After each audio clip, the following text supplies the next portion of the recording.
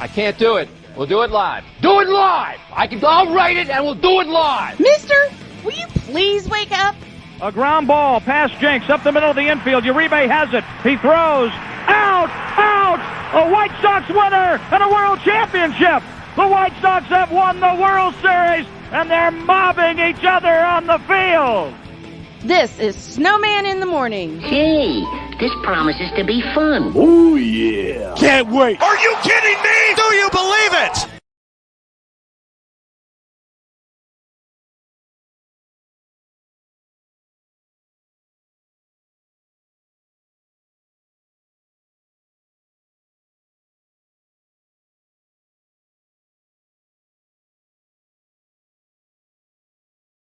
I gotta push a button here. Okay, now I say. See, I spent time with this yesterday and it's still crashing. Okay, let's try this a third time. Welcome to the fabulous, fantastic Football Friday edition of Snowman in the Morning. Cole Johnson is with me. How are you doing, sir?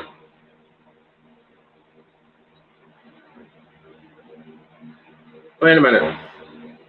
Yeah, I'm doing well. Doing well. How are you? Oh, there you are. You were muted for a second. That can't happen. Okay.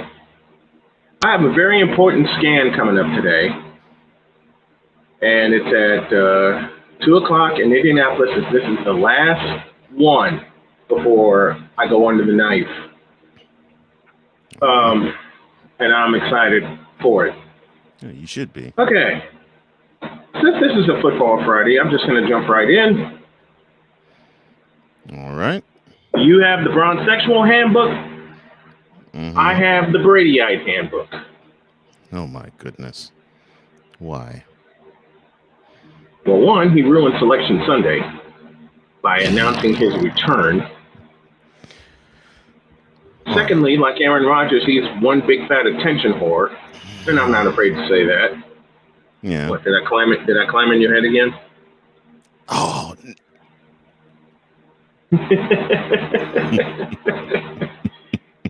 I'll take that as a yes. And thirdly, I understand wanting to prove things to people. Well, what have you got left? Tom Brady, what have you got left to prove? Nothing. I guess he needs to get out the house. I don't know. I guess 2 months of being cooped up at home. Yeah. I guess 40 days of being cooped up and Giselle told him to get out the house.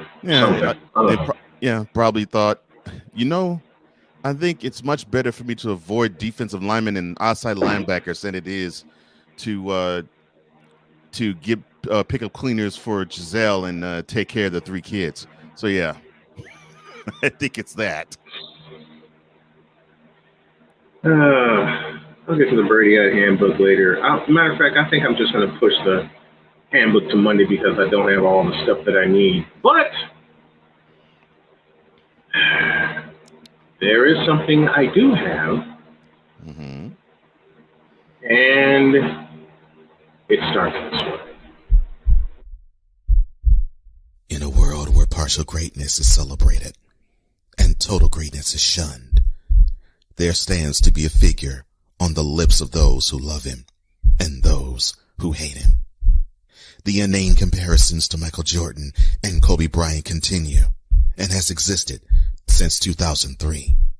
There is no end in sight, for the battle between those who unconditionally love and unconditionally hate him wages on. These are their stories. Welcome to the Bronzexual Confessions. I may wonder, now y'all may wonder, why are you kicking off the show with another one? Well, these Bronzexuals simply cannot stop. Well, there's one reason. They don't stop. What's the phrase? It don't stop because it can't stop? Well, it doesn't stop because they can't stop. Oh, wonderful. So basically, you have now compared Bronzexuals to P. Diddy. Oh, that's wonderful. Bronzexuals, just like P. Diddy. Can't stop, won't stop. Wonderful. Right. Absolutely right. Wonderful. Because they seem to think, and think is the operative word here, that their supposed Kang is still all of that and then some in year 19, when we have emphatically proven different. And we have emphatically shown that, no, it's just not it. So this goes back to the picture that I sent you about the guy who coined, and I use that very sparingly, LeBron is different. Well, I had a conversation with a bronsexual. Oh, no. No. And I won't get those brain cells back. You will not. If you look at the screen, which is why I have a big cup of this. So you had a conversation with a bronsexual. What did this conversation unearth? Well, and I use the term conversation loosely. Yeah, very loosely. Well, upon that post where some idiot said LeBron is different, I said, man, Bron is mediocre. And I meant that as a basketball player. That got one bronsexual's panties up in a bunch. He goes, wait, do it right. Do it right. Oh no. What'd he say? He said, quote, Brian, I'm not a Bron fan, but wouldn't say that, bro. His numbers speak better than mediocre. Close quote. Oh my goodness. Well, you know, there were 50 million responses I wanted to use. But I chose the truth instead, and I said, in which half of those numbers are bloated. Yeah, many of them are bloated. Yeah.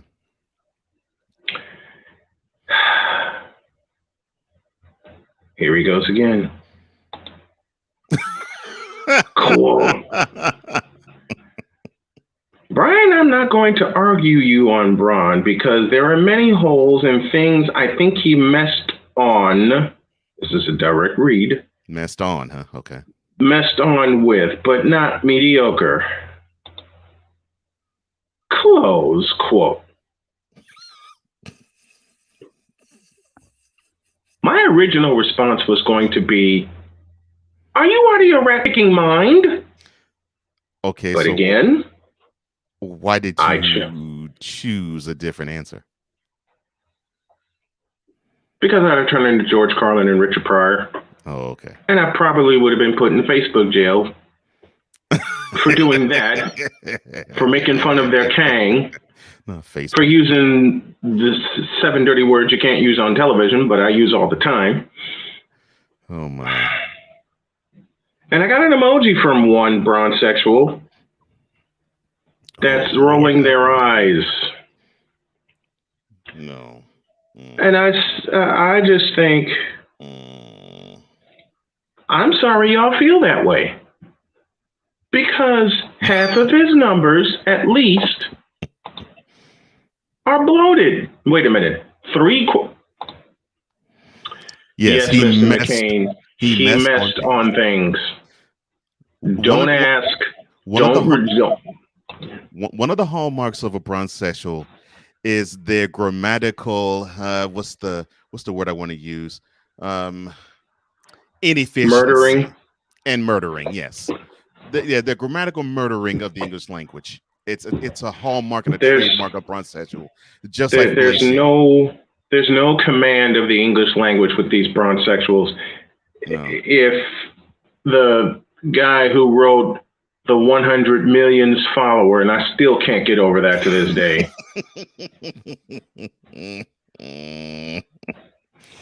Oh, not 100 million followers, but 100 millionth follower. 100 millionth follower. The hell are these people thinking? I love it.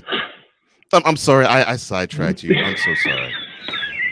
So you didn't sidetrack me. It all fits.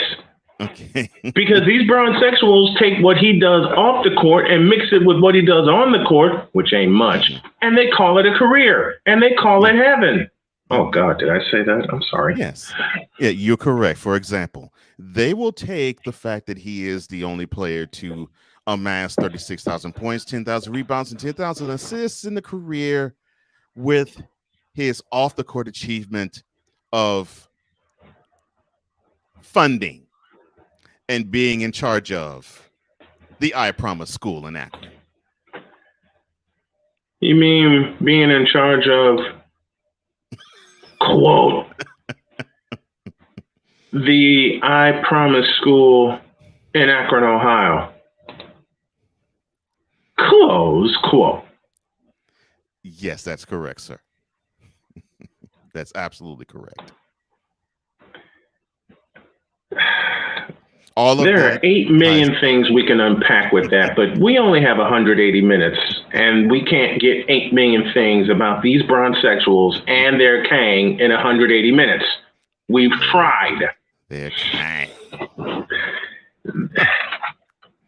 Yeah, their beloved. I found their beloved.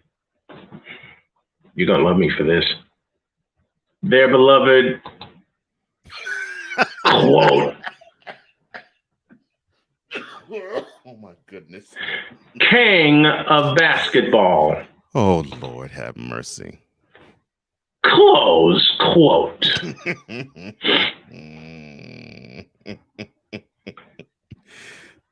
I've heard some funny things, but that's the funniest thing I've heard all week.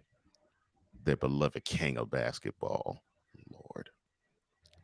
A bronsexual actually had the nerve to opine, type, and send that. No, he didn't. He opined, typed, and sent, because that was the other bronsexual confession I had earlier in the week. No, he didn't. LeBron is the No.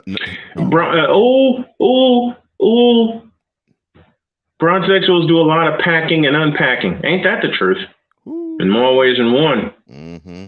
And you can thank Cole here for the graphics. I am just borrowing them shamelessly. Thank you, sir. Thank you, sir. I had that bronsexual said what he said. I'm not going to argue with you, like he's thumbing his nose up in the air. Look, first of all, learn how to read and write and type. Second of all, do your research when it comes to basketball, will you please? And third of all, do your research when it comes to quote your king of basketball. Close quote. Oh Lord. The dramatic pause before you even go with Kang just makes it even funnier. Listen, oh my goodness. Ay caramba. Oh no. Ay caramba. You know, the 10,000 for assists. Whoop de freaking do. How many times did he turn the ball over? Almost 4,800 times. Your Kang ain't that much of a basketball player when you turn the ball over 4,800 times. Which, by the way, is an NBA record.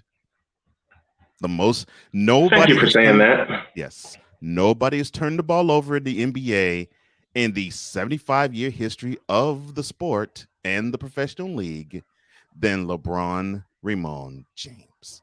Not a one. So if you're gonna take the sweet, you got to take the bitter with it too.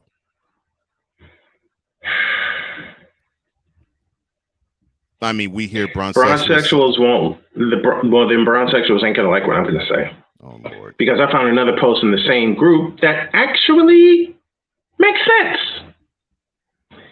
Oh, this came from a bronsexual. That made sense. The way I'm reading this is a non-bronsexual that makes sense. Okay. But I will let you judge. Okay, sir. I will let you judge. Okay. When I read, quote, it almost makes you sound stupid when you say he needed Pippin. Which actually he did, if you think about it. He did. That was all he needed. What about your guy? Bronsexuals won't like this. 6-0 versus 4-6.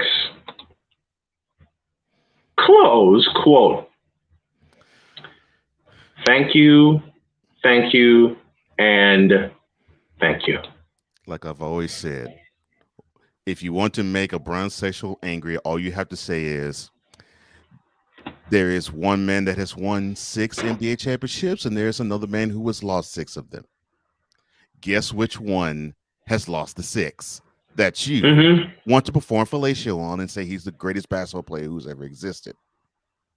It's not Michael Jordan. So I don't understand it, but yes, it's funny.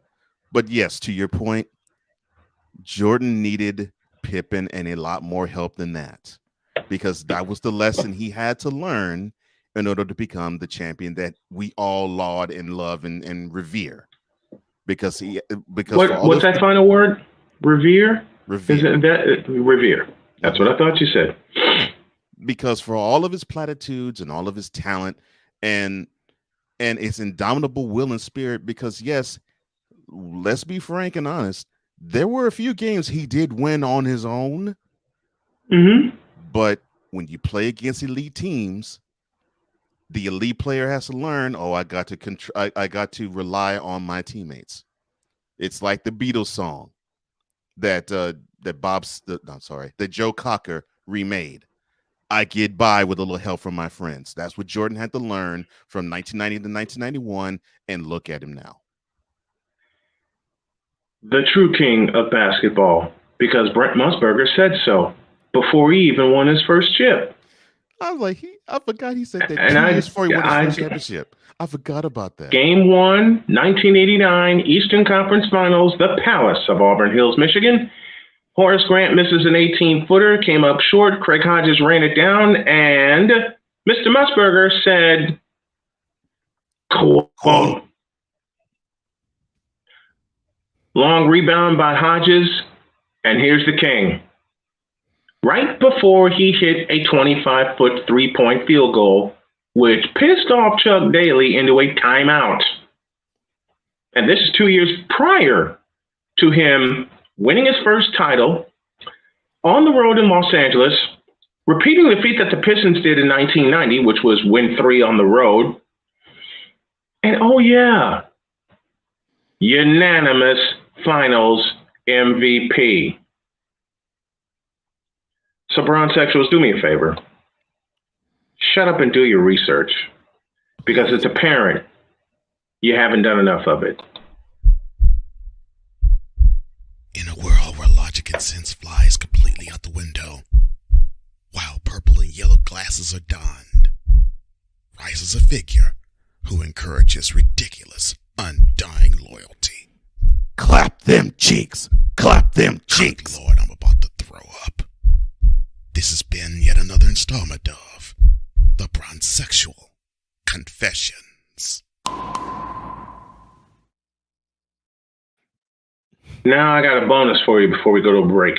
A bonus? Oh, there's more. Okay. I got a bonus. Okay. Samuel Just will talk USL with me at the bottom of this hour, and we're presented by Michael Scott Insurance.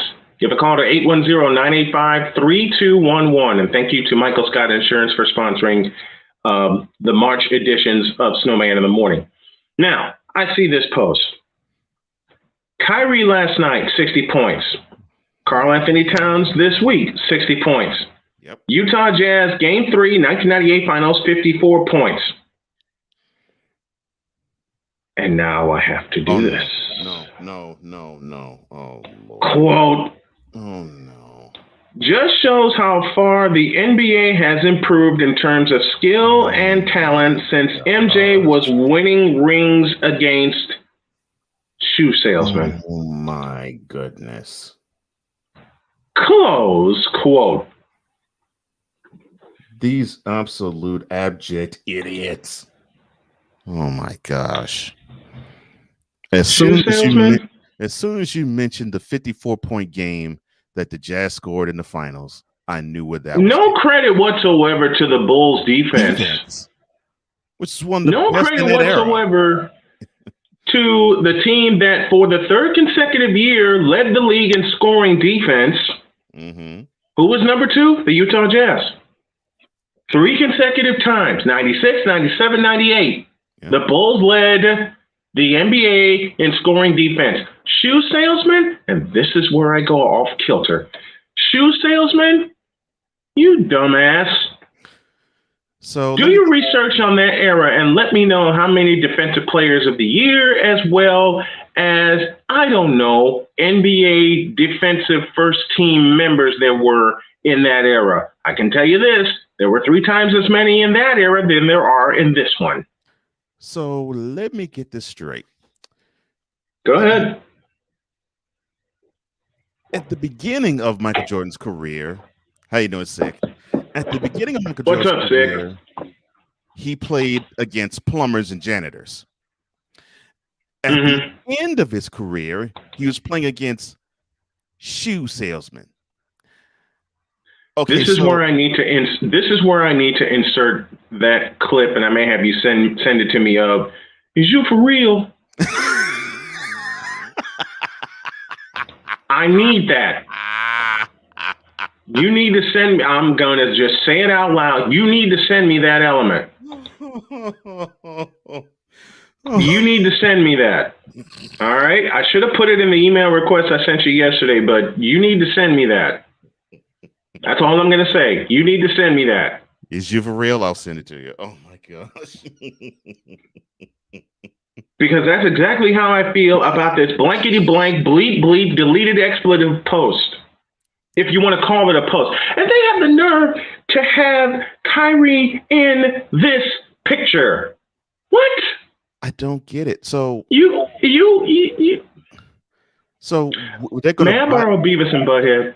Yes. May I just borrow Beavis and Butthead? You dumbass. Yeah, but it's been a minute since I've heard them. Yes. I'll do you the honor. You dumbass.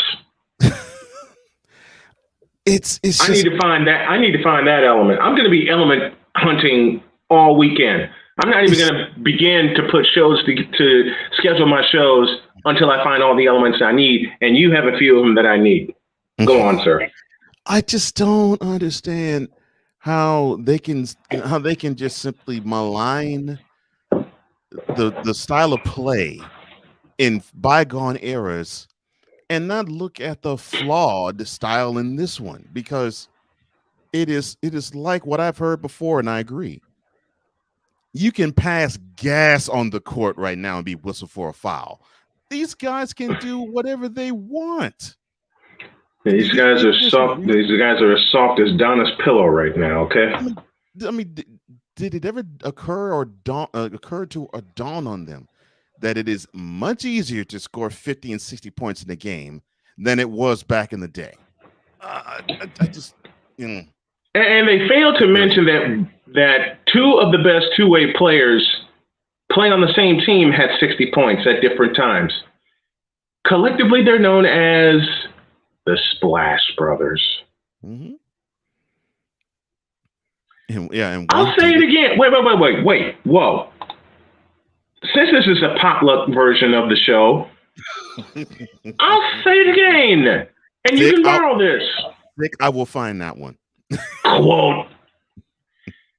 2 of the best two-way players in the game scored 60 points at different times. Collectively, they are known as the Splash Brothers. I need to find that one too. I know where to find that one. I got that. You know where to find it? I know exactly the one he's talking about. Find it and get it to me, please. No problem. I know exactly. I need to find. And you know what? Cool McCain is at it again. Cocaine is a hell of a drug. Yeah, especially when the cocaine comes from the joy juices of LeBron James and Tom Brady and Carson Wentz and others like them. I'm sorry. Did I say that aloud? Oh. But I still give you the "Is You For Real" one too. But yeah, I will definitely. I need that one. I need that one. That's where you insert the "Is you for real?" Mm-hmm.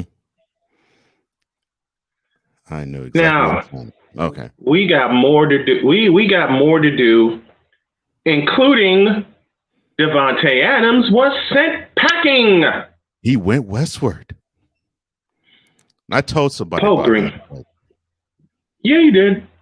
Poe Green Bay. Not. Heck no. Well, shucks. We'll stay here. Okay. We'll do this. It's whatever. It's whatever. It's whatever. Okay.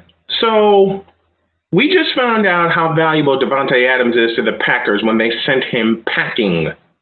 Which is not so much. Mm-hmm. If I'm Devontae Adams, this is a tweet from Mike K.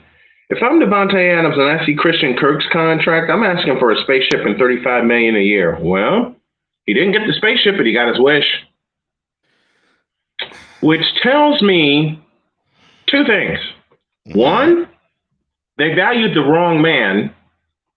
And two, the Packers are going to fall off a cliff offensively because they don't have their best weapon. I told somebody this, and I mean, I was blunt. I said, all right, this is how and I think you could read this. You could read the tea leaves a mile away.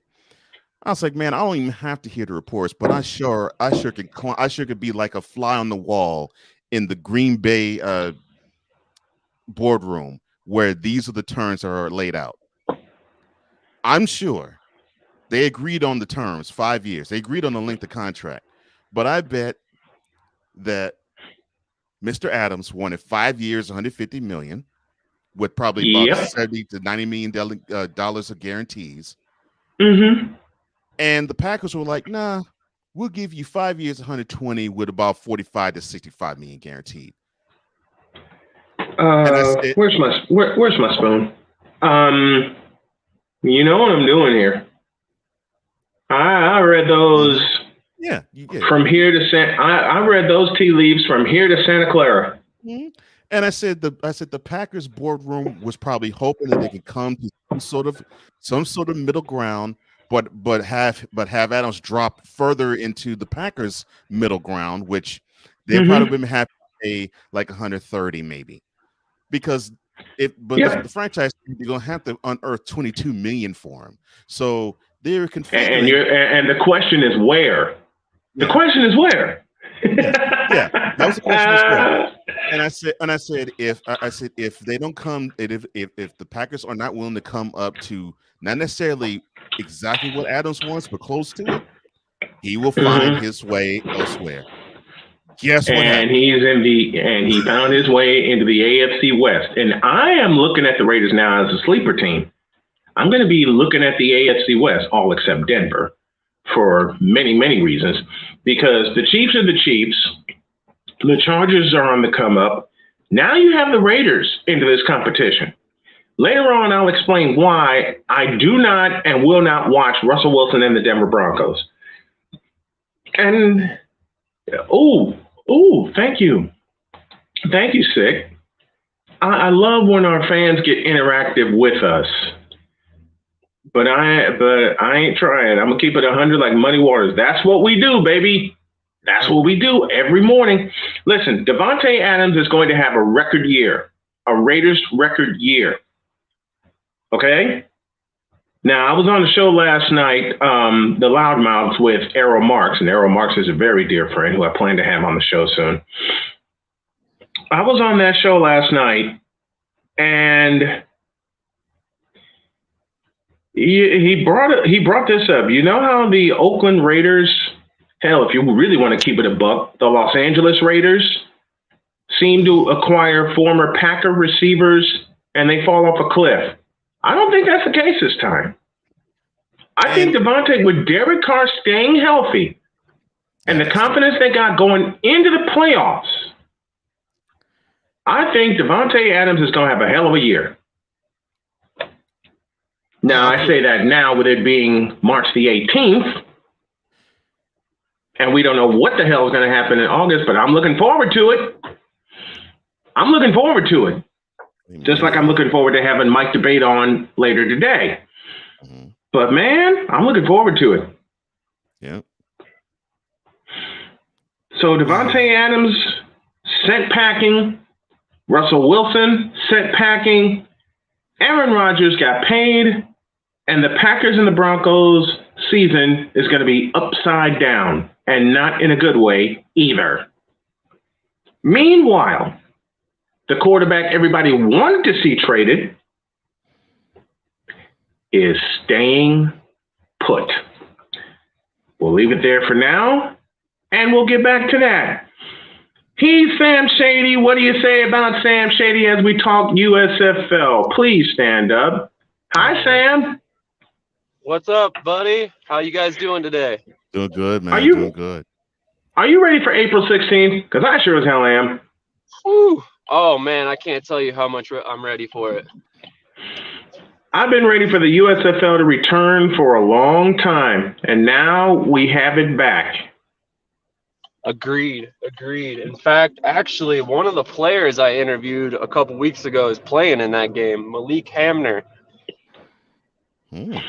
Man, I can't wait to interview some of these players also, because I've reached out to some on LinkedIn.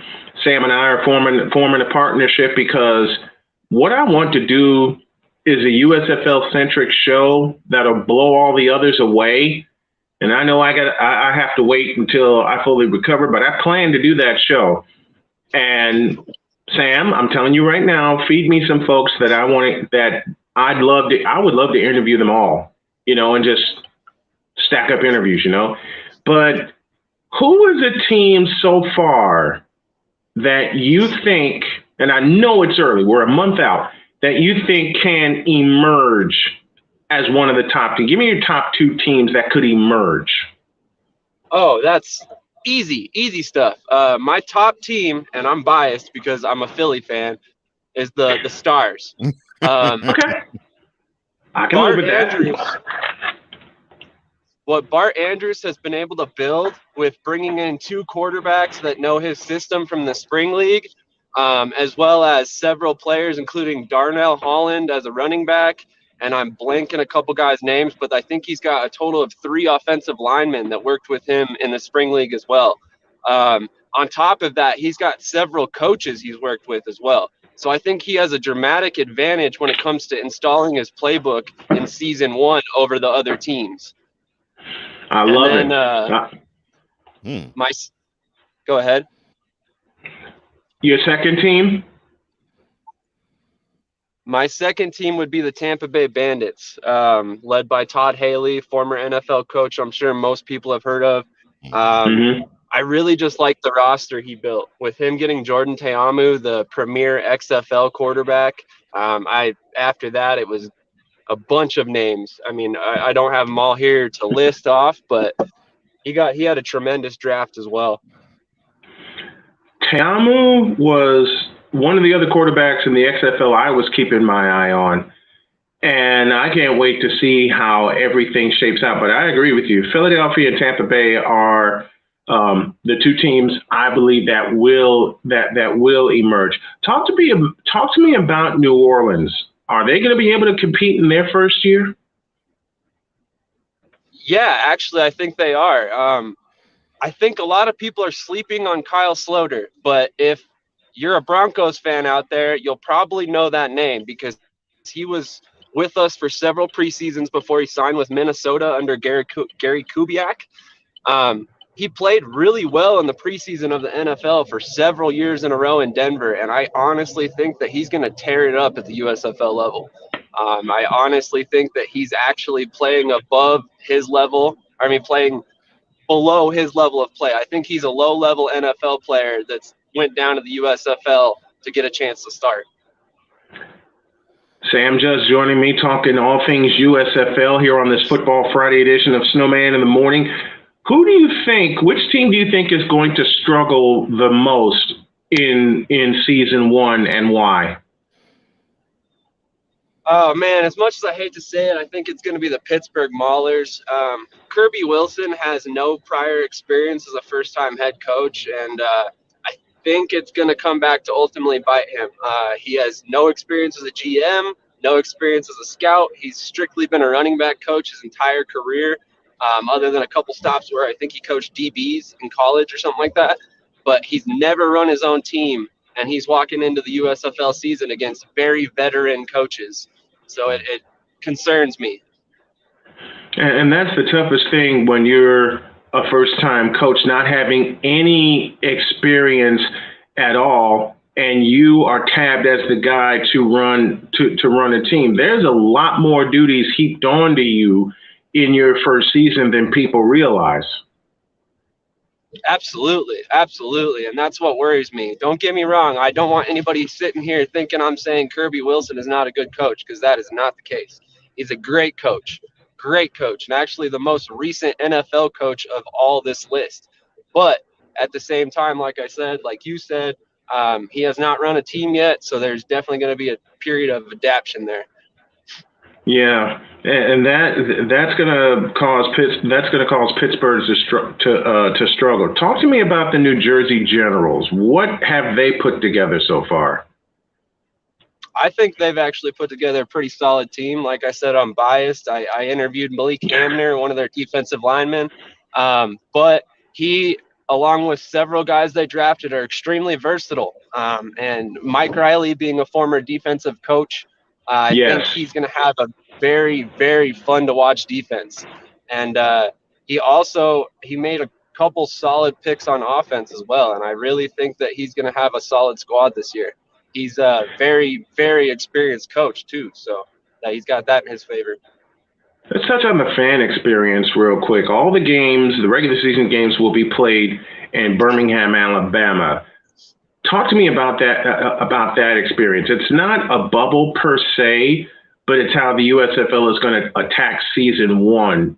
I think it's going to be how they gauge fan interaction and their reception of the new USFL. Give me your thoughts on that. I'm as financially as it makes sense. I totally understand it financially in year one. I mean, obviously you don't want to overextend yourself and promise things that you can't deliver, like we saw in the AAF. But with that being said, I think that fans across the nation are going to be missing out on games that want to go see them. I know for one, if we had a team anywhere closer to Colorado, I would be attending games. But with it being, a multiple day trip just for me to go see a game, I unfortunately will probably miss all of the first season as much as I would like to go. But with that being said, I think it's crucial to year one for them to make smart choices, and they've made a lot of smart choices, this being one of them. I think it's a very interesting choice that they're doing all the games in Birmingham, but Alabama has a huge football following, and I've spoken with many fans that live out there in Birmingham that are super excited about having all the games right there at their doorstep. Sam Judge joining me to talk all things USFL. We will take you to and through the 2022 USFL season. I'm excited. He's excited. We want you all to get excited as he will be a part of Football Fridays from now on. Sam, thank you so much, my man. I appreciate it. I'll talk to you next Friday. Thank you so much for having me on. I appreciate it, and I will be tuning in for the rest of the show. You guys do an awesome job, and I'm glad to be a part. Thank you. Thank you, Sam. I appreciate it. Have a good one, fellas. You too.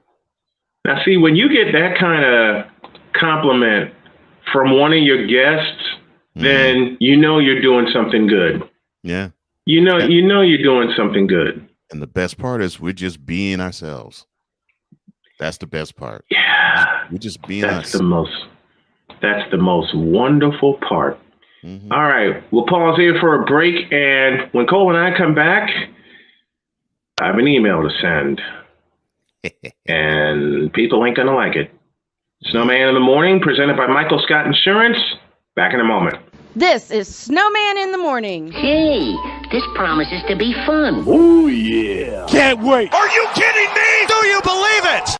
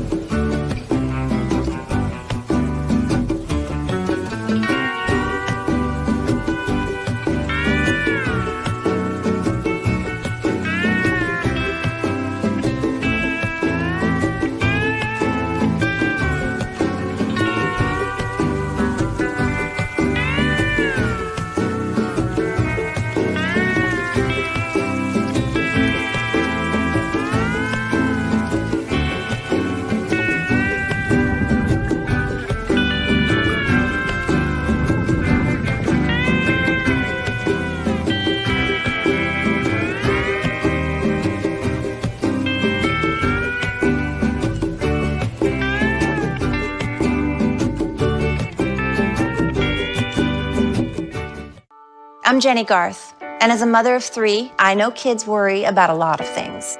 Getting enough food to eat shouldn't be one of them. But here in America, that is a real worry for 1 in 5 children. Even though we are one of the most food-rich countries in the world, 15 million children don't know where their next meal is coming from. This is unacceptable, and something the Feeding America nationwide network of food banks is working to solve. Instead of accepting that our country lets billions of pounds of surplus food go to waste every year, Feeding America has made it their mission to help families in need by rescuing this food. Through food pantries and meal programs, the nationwide network of food banks provides more than 3 billion meals, serving virtually every community in the United States, including yours. Join me in supporting Feeding America and your local food bank by visiting feedingamerica.org. Together, we can solve hunger. Together, we're feeding America. Maybe you can make retirement happen. After all, you made home ownership happen. Homeschooling yourself on loans, beefing up your credit score. So I'm pre-approved. You were like, yes! Sorry. Color coding listings, ticking boxes, and flushing every toilet in a 20-mile radius. Home sweet home. You aced house hunting. Now get the tips you need to get on track at aceyourretirement.org.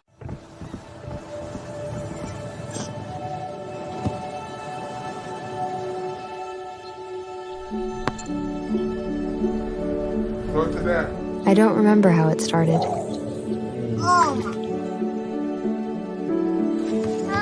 Our back and forth. Victory. Fumble. Repeat. It always came back. Dad!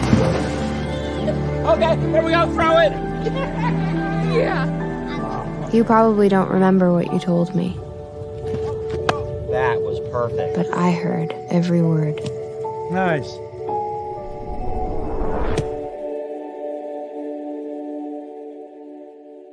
This is Snowman in the Morning. Hey, this promises to be fun. Oh, yeah. Can't wait. Are you kidding me? Do you believe it?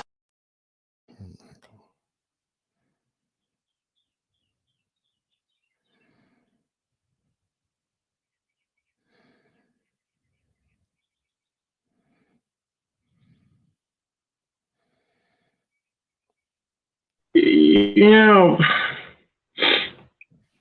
even though we, in some strange shape, form, or fashion, thrive on the stupidity of others, we are in the business of opinion. Yes. Yes. Look, am I wrong? Oh, no, you're exactly right. We are. But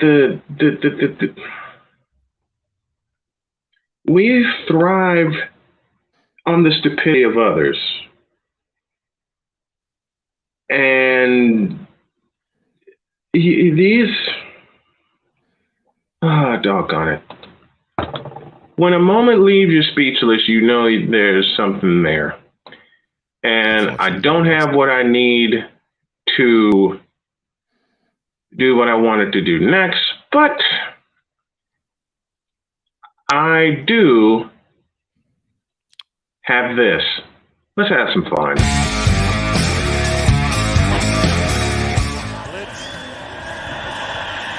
Lost the football. It's on the ground. Covered by the Raiders.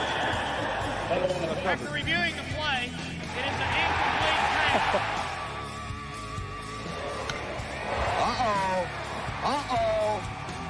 That's gone. They might be going to call George Brett out. Well, he's out. Yes, Brett is out. Look at. Incredible opportunity. Durant for three. It's good. Kevin Durant from Kevin Durant way outside. Delivers. Kevin Durant from downtown. Whether you like it or don't like it, it's something you gotta live with each and every day of your life.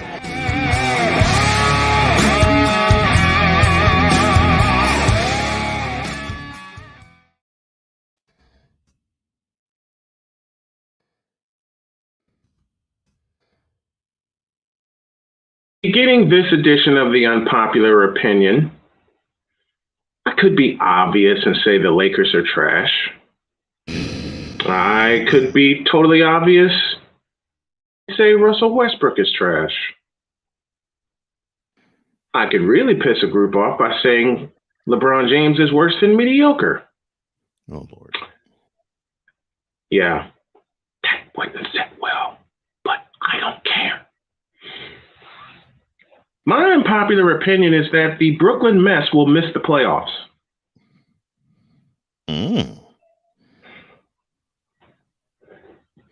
Why, you ask? Mm-hmm. Well, Kyrie Irving is a detriment to them as is. Yeah. Ben Simmons ain't going to show up. We're not going to see Ben Simmons this year.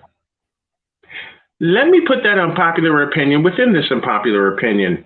Ben Simmons will not have the balls to take the floor this year. And yet, he still wants $20 million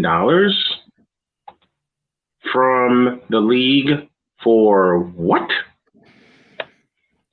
So, as I've said for the last 2 seasons, it's all going to fall on the shoulders and the back and the feet of the best player in the game right now. And that player is Kevin Durant. Could you repeat that last sentence for me, sir? Because I want to be sure I said it correctly and I told no lies. Oh, that the weight and the fate of the Brooklyn Nets would be reliant on the back, the feet. I'm paraphrasing here. The shoulders, the head, and the leadership. Okay, now end paraphrasing of one Kevin Durant. Key rectamundo. Yeah. Key rectamundo. This is what's so troubling. Durant wasn't supposed to carry this much weight.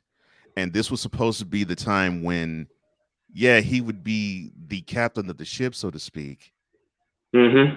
But he was supposed to have more reliable help than he has. And you said a key word. You said a key word begins with R. Repeat that word for me, please. Oh, let me see. Repugnant? No. Ridiculous? No. Redundant? No. No. Reliable. That's the word. That's the word. Ivan, what's up, man? Oh, and you have. And Sig Diggy had a great question. How many players on the BK roster could test positive for COVID during Irving's presence? I'll answer that for you, Sir Sig Diggy. All of them. and not just the players. Nope, the coaches, some of the fans, some of the staff, and the staff. And because of all those distractions, and because of Kevin Durant having to backpack this team, somebody used that on LBJ, and I'll touch that later. Somebody said that LeBron James can backpack a team to the World Championship Series.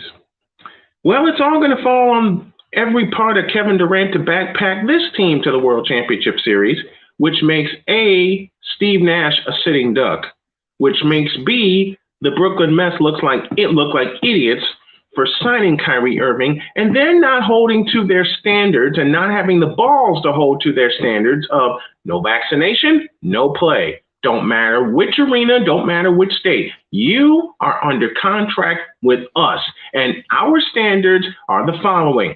If you don't have a vaccination, I don't want to see you until you get said vaccination. That's our rule. It's in writing. It's in your contract. And until you abide by those, get the fuck out and stay out.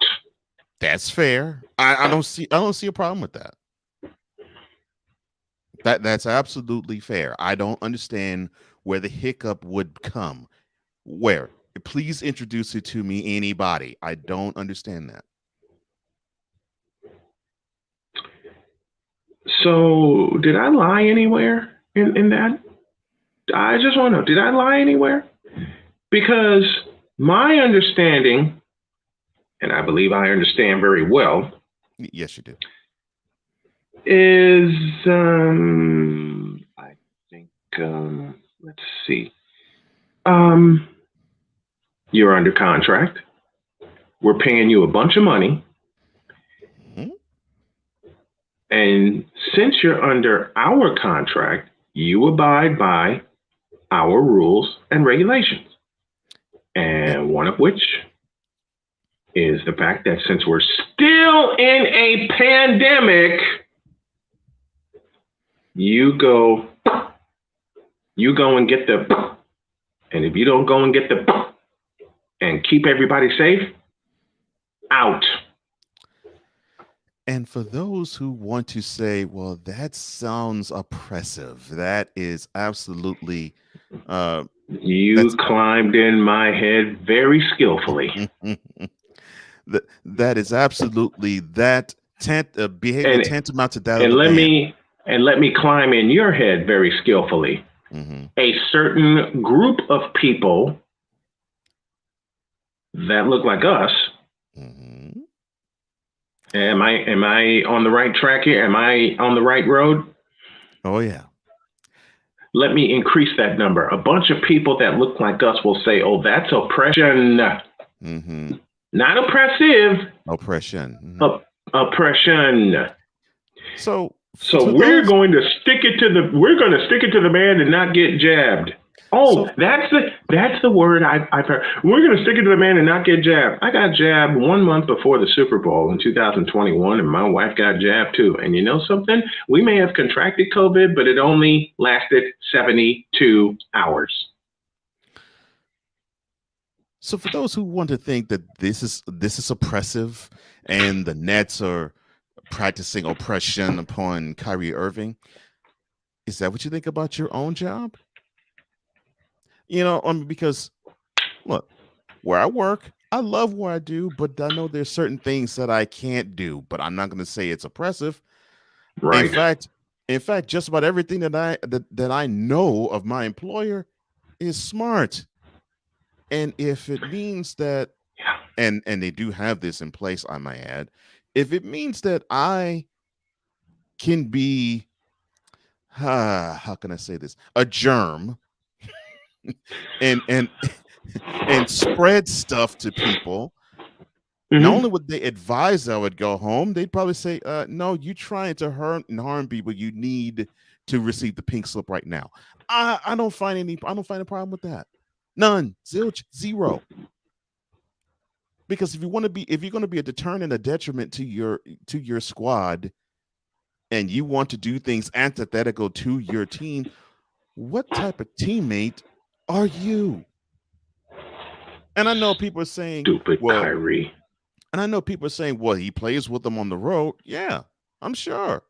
But that's what makes it even more and stupid. you know what I do? Stupider. The NYC mayor will just have to be pissed at me, but I, as an organization, would put a halt to that. I put a halt to that. Well, we're going to allow Kyrie to play part-time. No. He signed a full-time deal. He's a full-time employee. He's either a full-time player or I'd release his ass today. Matter of fact, I wouldn't even think about it. I'd call him into the office. I'd tear up his deal and I'd say, Kyrie, thank you, but get the fuck out. Since you don't want to be a part of our team in full and not abide by the rules and regulations that we set as a franchise, as an organization, beat it. Isn't that what teams used to do? You said used to do. Yeah. You said used to do, and that's huge. Yeah. If they don't ascribe to what the team is about and they sniff you out as being selfish amongst the team, that they basically say he's not a team player, he needs to go. You remember those days we would hear that in press conferences of players, and that would come not just from head coaches and the front office, that would come from other players too. You remember those days because clearly I remember. Look at Sick Diggy's comment. This is a health crisis and a personal responsibility / safety precautions should supersede personal preference and freedom. This isn't about personal freedom. Thank you. That's right, Sick. Exactly. And that just goes back to what I said a moment ago.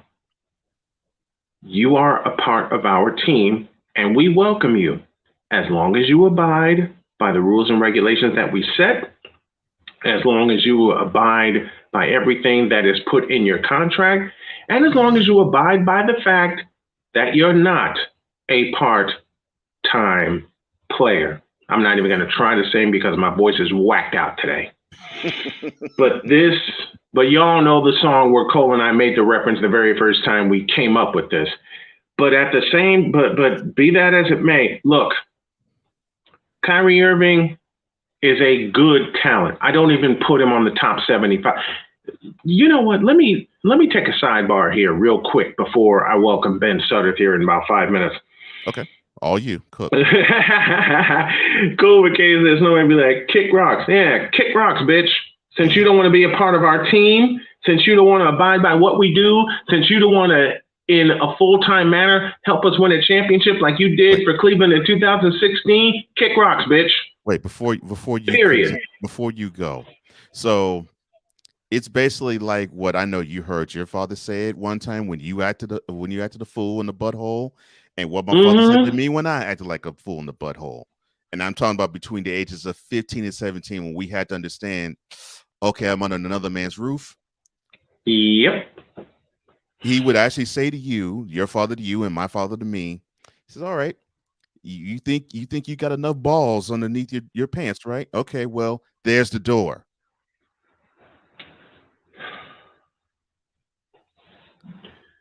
And even before that, living under his roof. Yeah. If I acted out, Dad had every right, no matter what age I was, living under his roof, to put his foot in my ass. 100. As long as you live under my roof, you live under my rules. And if you abide that, we're good. You're my friend. But you want to act buck, you want to act as though you're more man than me. Okay, we could do that too. But know that your behind will be out on the door after I whip your behind. And don't let the door hit you in. Yeah. No. No. We're talking fists. Yes, and I'm not talking. No, we're talking fists. We're talking feet. And don't let the door hit your ass. And don't let the door hit your ass on the way out. After I beat you down like Mike Tyson, you will be out of this house. I'm like, what can I do to that? Yes, sir. I understand. Sam, I love you. For the record, I'm not vaccinated, but I would expect to be fired if I didn't follow my employer's rules. If they ever asked, I would get it. See, Kyrie, these are men, okay? I'm going to piss Kyrie fans off, and I'm going to piss Kyrie off by saying this. These are men, okay? These are men. You ain't. I understand that I have to keep myself and everyone else safe. I even avoid certain places as well. Yes, sir. Had to do it in North Carolina. Even though I was vaccinated, there were some that weren't. And my wife got on me every day. Get your mask. To the point where if I forget my mask in the house, she'll have one in the car. Or she'll put one in my backpack. I can't say, it's too far away. She'll put one in my backpack, but she made sure I was prepared. My wife didn't play. My wife doesn't play. My dad didn't play. Neither did my mother. And to the New Jersey Nets, y'all shouldn't either. Don't let this fool ruin your chances for a championship. And I say the same about Ben Simmons. Cut both their asses. Because I will pretty much guarantee you that Ben Simmons is not vaccinated. I will guarantee you that. If I'm wrong, I'm wrong. And I would admit that I'm wrong. But I can pretty much guarantee you. I can guarantee you Ben Simmons is not vaccinated. And they're letting him associate with their team on the bench. And as I close this unpopular opinion, I will say this, and I will say it proudly. Since you don't want to be a part of our team and our brand and abide by the rules that we set, you and get out. Or as the great Michael Cade said best, no, let me say it again. I know Ben's going to get a kick out of this, so let me say it again. Kyrie Irving and Ben Simmons, since you don't want to abide full-time by the rules that we set as an organization in our pursuit of a championship, you and get out. Blitz.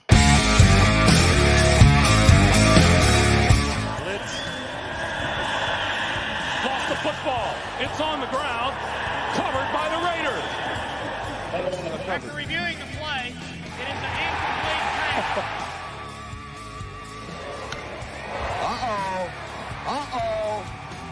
That's gone. They might be going to call George Brett out. Well, he's out. Yes, sir. Brett is out.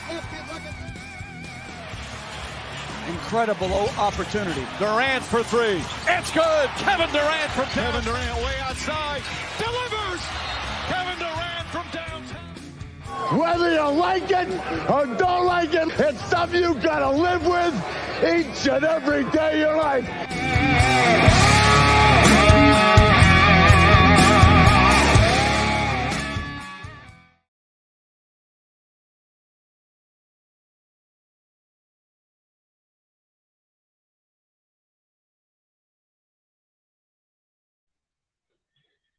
I welcome the legend that is Ben Sutter to the program. Good morning, Ben. Glad to have you on, sir. Glad to be here. Ben, I think you're muted. Okay, wait a minute. Yeah, I can hear him. I don't know if you can, though. I cannot. Ben, I cannot hear you. What's up with that?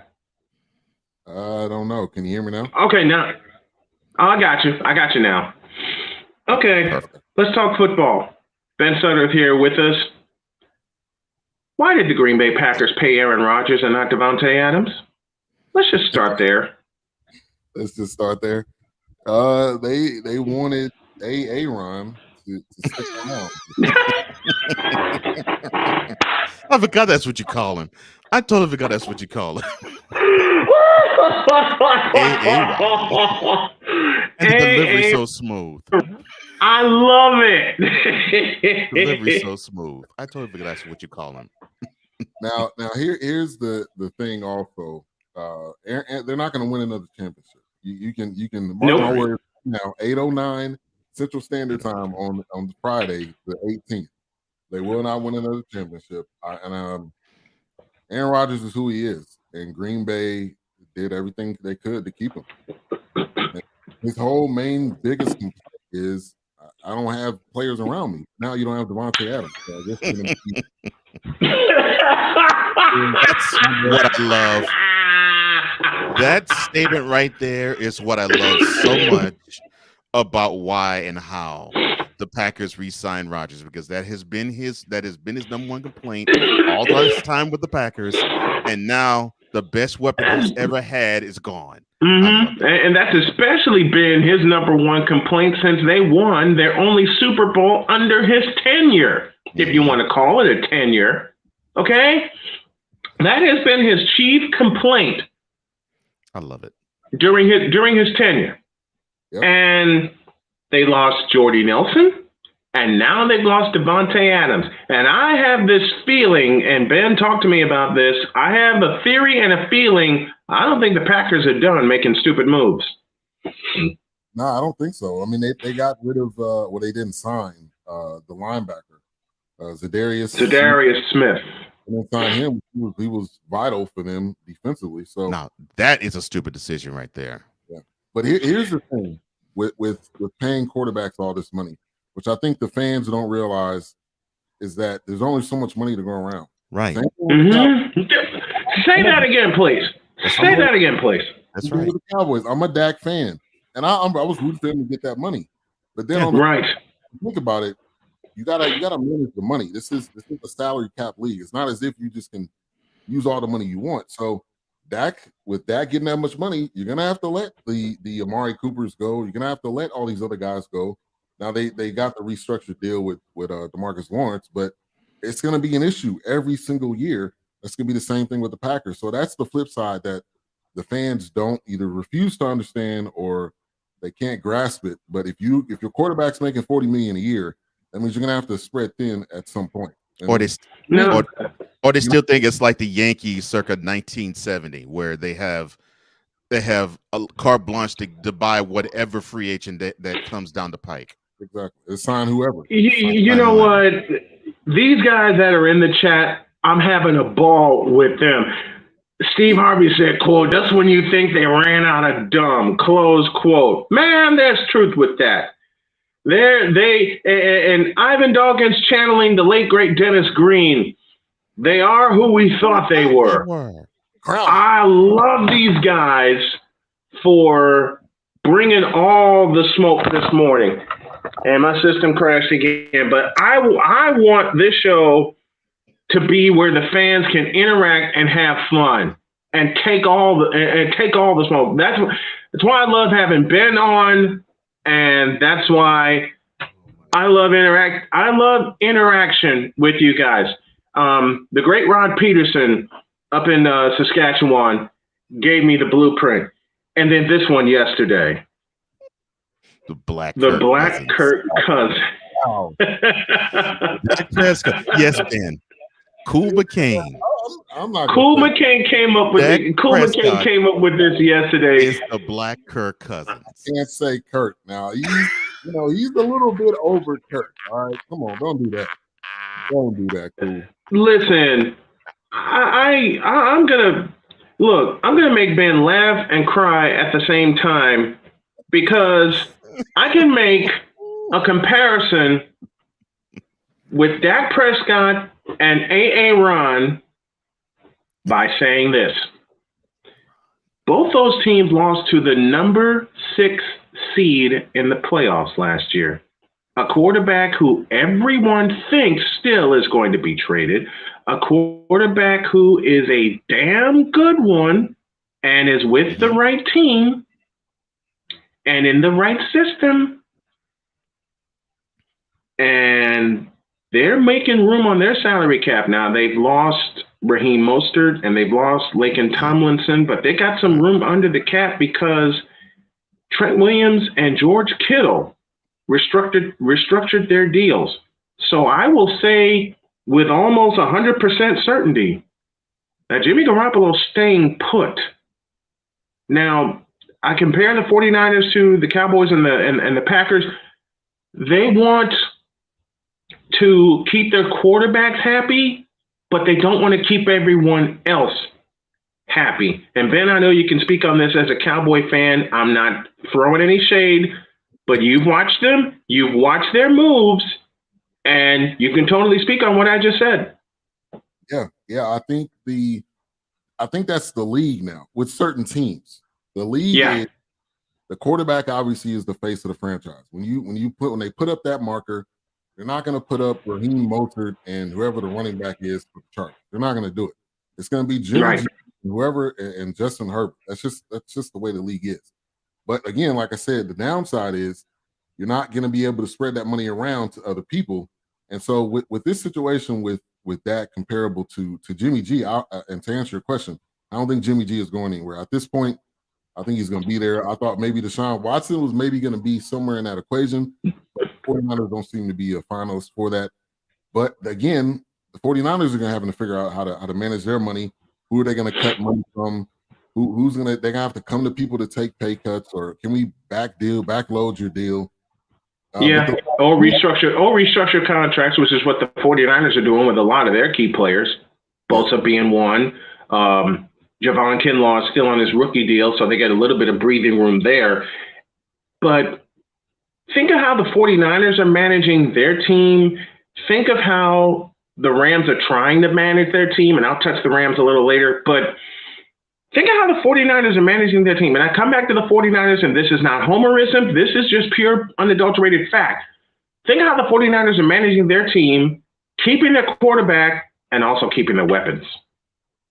Yeah, that's really the name of the game, is to be able to keep your roster together as much as possible.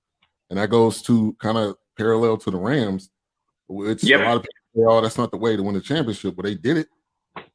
They did it. They basically signed all the possible guys they can sign, and they're not going to keep Von Miller. Obviously, you went to the Bills, but I mean, you got to use whatever system works. But traditionally, you pay guys. You're able to get discounts on guys, i.e., the Patriots. They got discounts on plenty of guys throughout their time.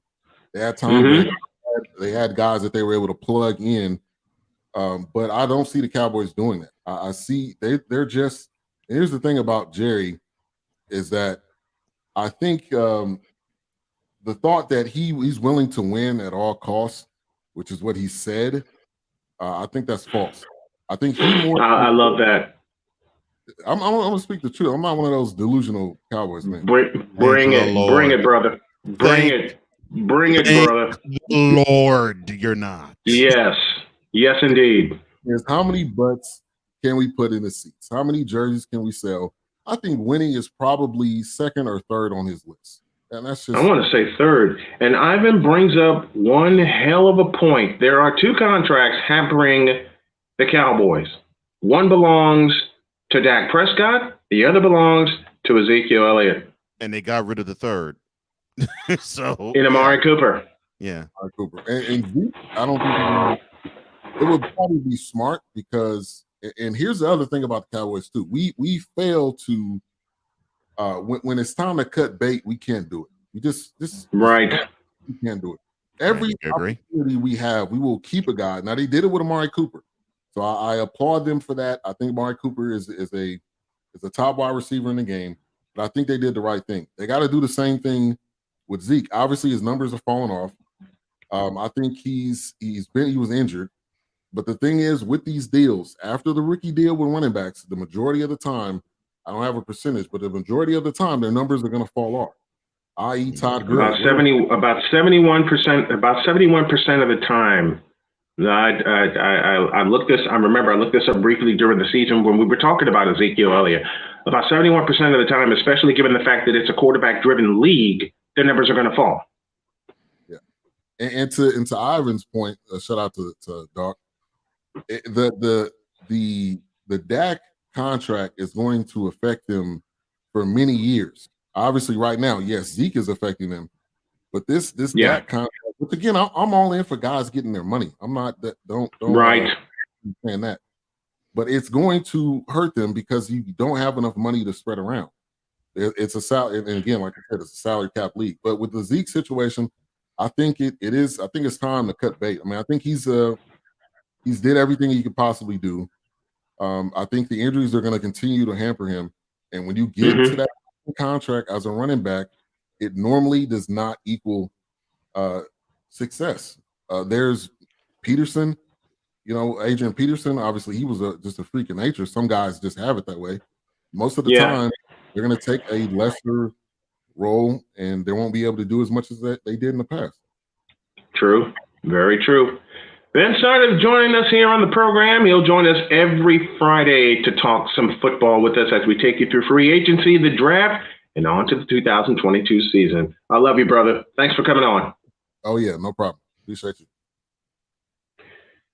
That's Big Ben joining us on the program today. And they're trying to they paid Ezekiel Elliott like the 49ers paid Roger Craig. Here's the difference. Roger Craig actually performed. Roger Craig was actually, what's the word I'm looking for? Durable. And let me get at Ivan here for a moment for this comment. And I'm gonna have fun with Ivan. I'm gonna have him on the program here pretty soon. Ivan, I love you. It's a hell of a lot easier to keep a Jimmy G caliber QB1 than an Aaron caliber QB1. You know why? Because the 49ers actually run the football well. It's pretty simple. Run the football, you can spread the love around. But the Cowboys paid Ezekiel Elliott to be Roger Craig, and he broke down before his Roger Craig years. Did I lie anywhere? Did I say a falsehood anywhere? Did I say something that was incorrect anywhere, sir?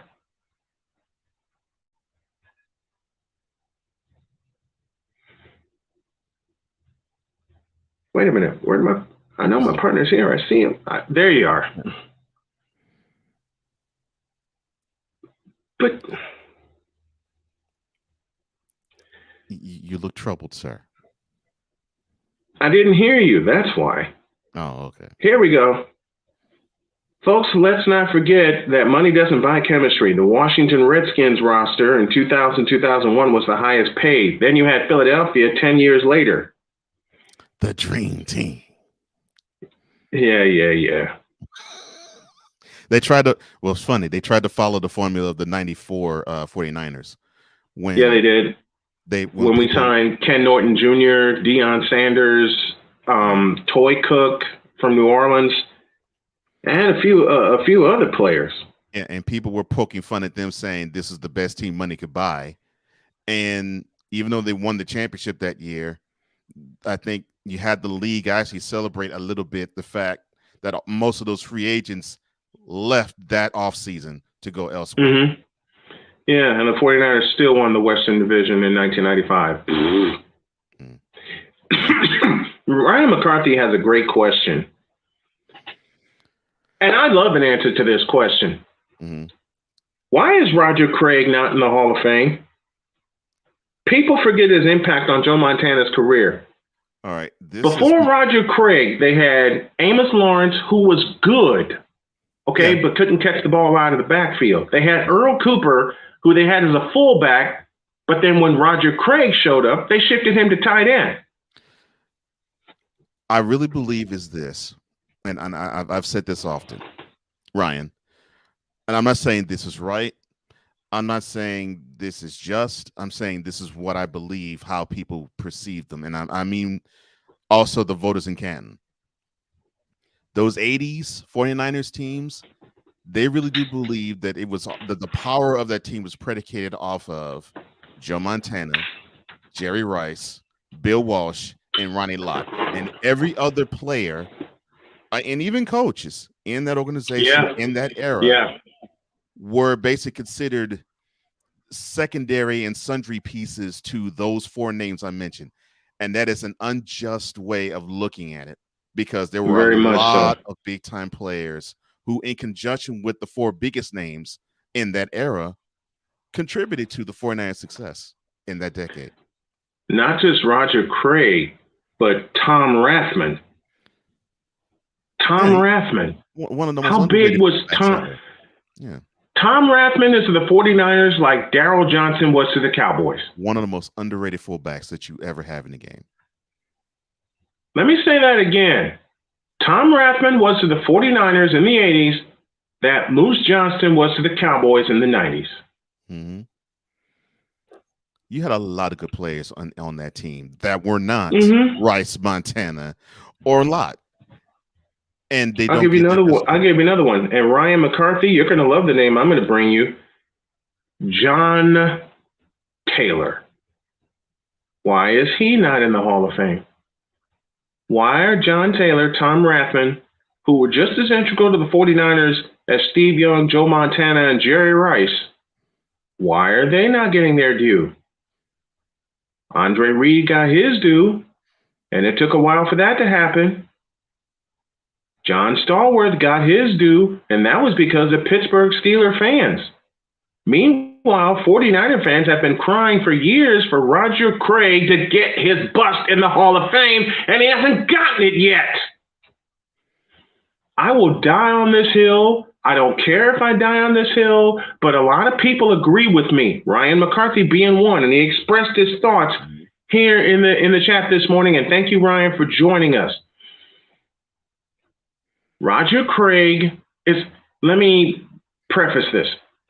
If you can celebrate Christian McCaffrey getting 1,000 season, and Christian McCaffrey hasn't been the same since after he took that pounding, if you can celebrate Marshall Faulk with 1,000 season, and Marshall Faulk's in the Hall of Fame for being part of the greatest show on turf, why can't you celebrate the first player to score 3 touchdowns in the Super Bowl 19, and the first 1,000 season achiever in number 33, Roger Craig? It's not fair, it's not right, and it's not just. And because Roger Craig is not in the Hall of Fame, I have not only an issue with the Pro Football Hall of Fame and its voting tactics.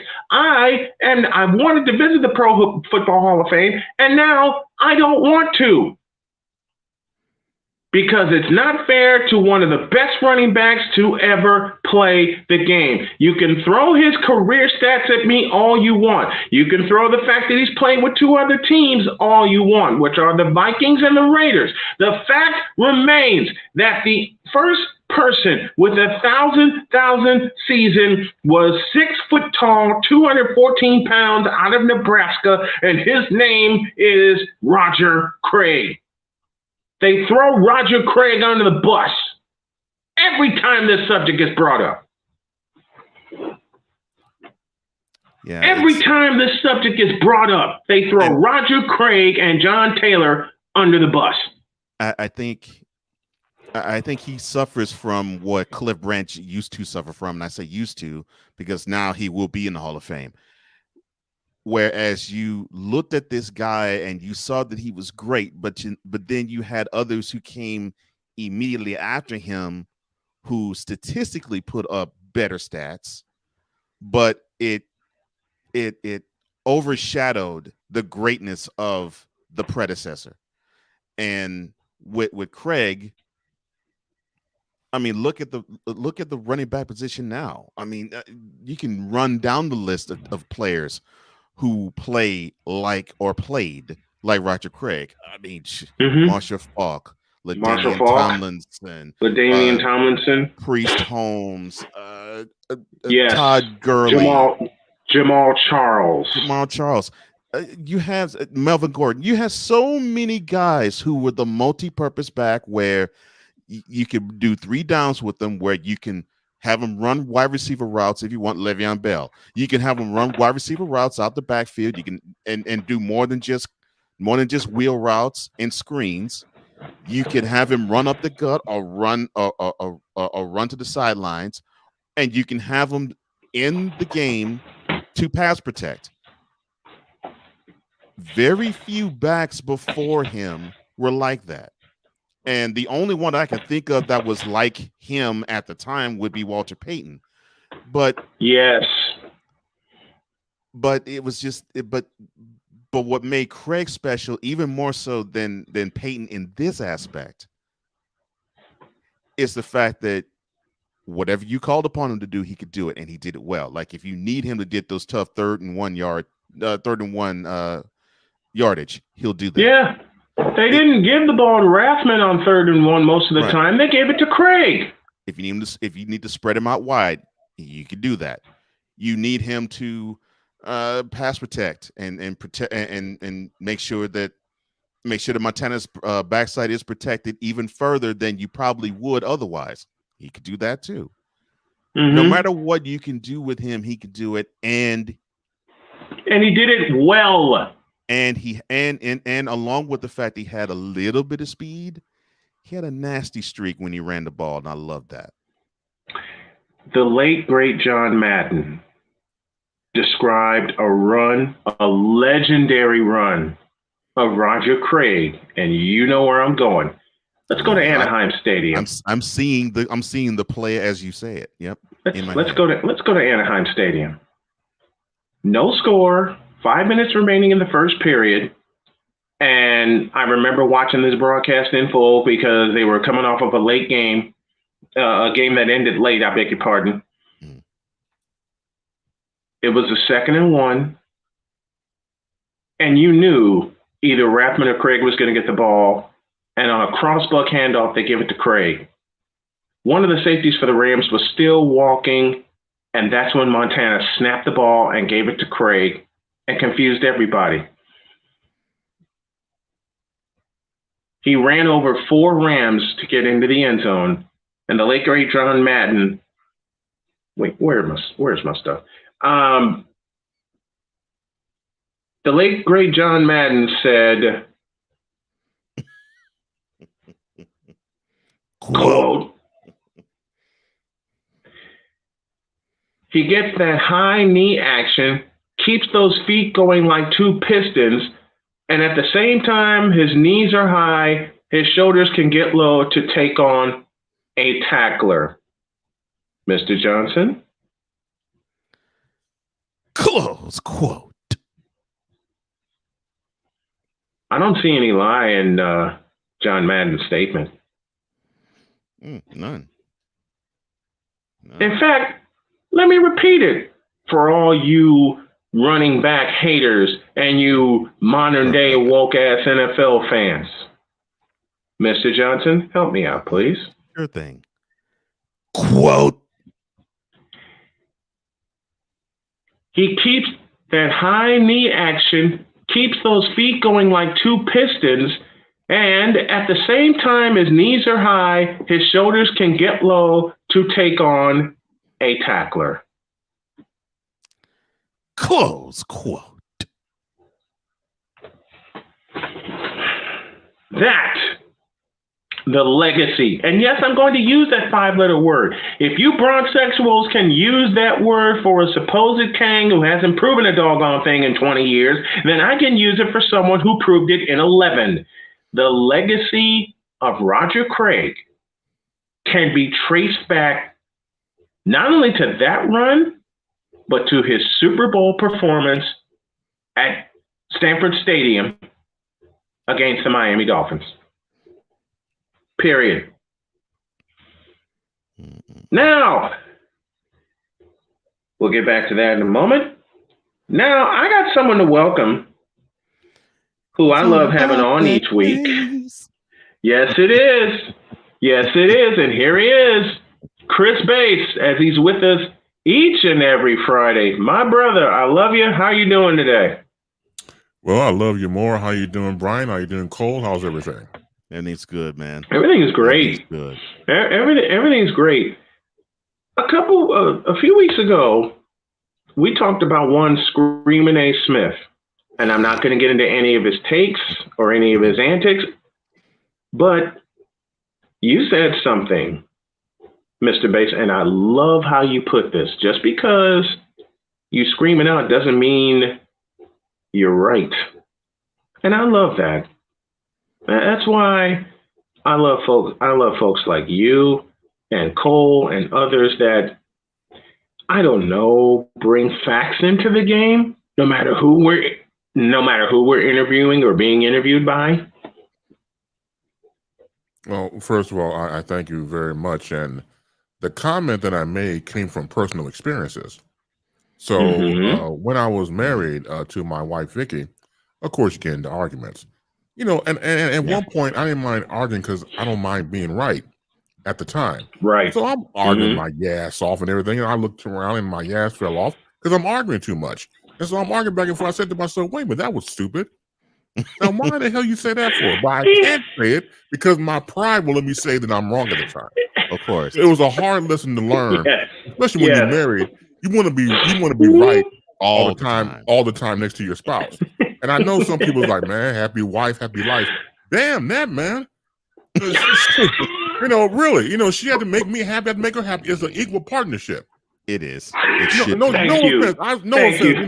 Look, God bless your ministries.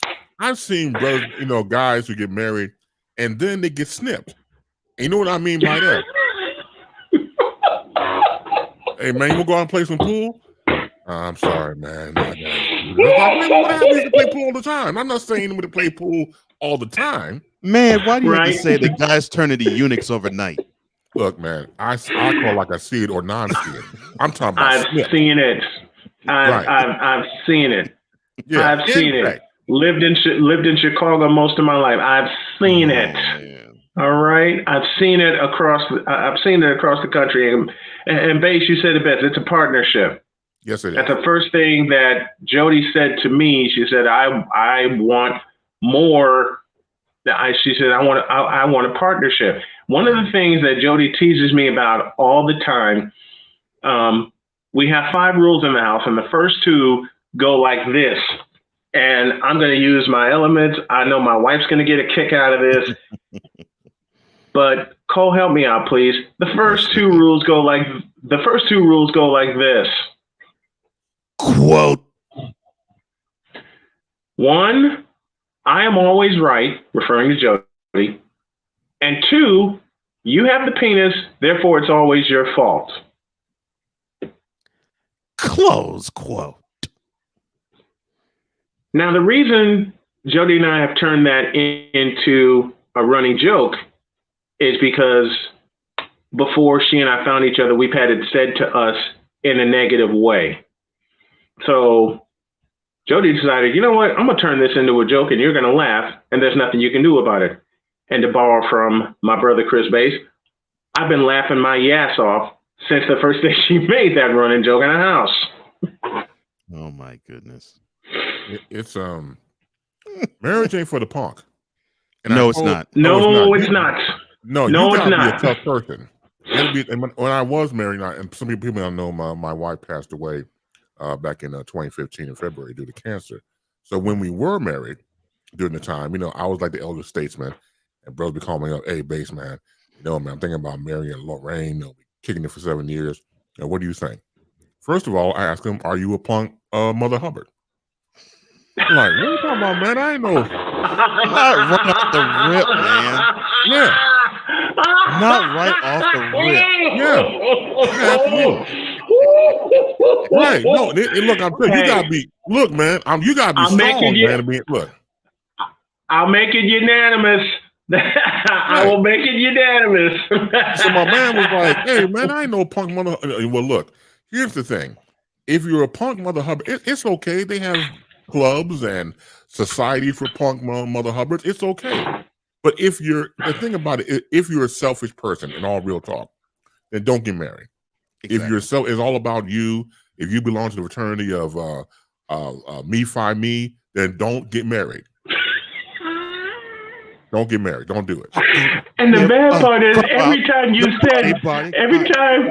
has said me, fi me. That's right. Me, fi me. That's what I want to be. Me, fi me. Every time Bass has said me, fi me in the years we worked together, I still fall out laughing. Because the first time he said it, when we were prepping for our show, I said, "What, fi, what?" He said, "You heard me. Me, fi." He said, "You heard me. Me find me. Right. I walked out the door and cracked up. Hey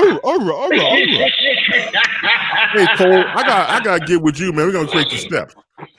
Yeah. Create the steps for Me Find Me, right? What'll be funny is that I actually start a fraternity called Me Find Me, but it would be definitely a joke because I'm gonna say Me Find Me and I'm recruiting people.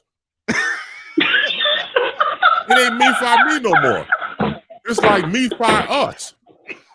Or Me Find You. Yeah, so we have to, I'm gonna look into that, man. Yeah. I could the fraternity be Me Find Me? Me Find if I'm Me. recruiting people. Oh my God. Ain't gonna work. Yeah, Me Find Me is a solo thing, but you know what? I'll probably just do this to mess with people, man. Start the fraternity and sorority, make a co-ed thing. Me Find Me. How's that possible? You recruiting men and women? Yes. It defeats the purpose. Right. That's what the purpose, right? I'm gonna recruit people for Me Find Me. That's right. Oh my God. You know how big that? Do you know how big that would get in a heartbeat? I don't know. Especially given today's society. You know how big that would get in a heartbeat? Oh man, I'll be scary. Yeah. And of course, with the fraternity Me Find Me, you got to find a house. But here's the problem: how you gonna find a house that big? I don't know. More to the point, Bae, since you're still in my hometown, where are you gonna find a house that big? I haven't thought that long into it. It just happened. That would be.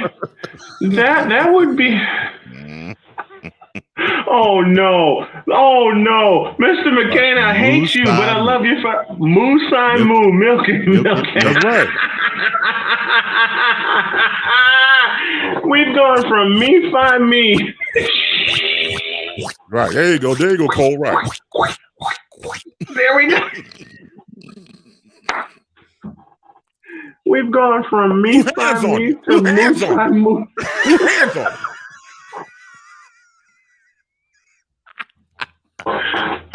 Double hand right here. Do with the right hand wheel. 2 hands on you. That's right. Oh my God. That would be one happy cow. Yes.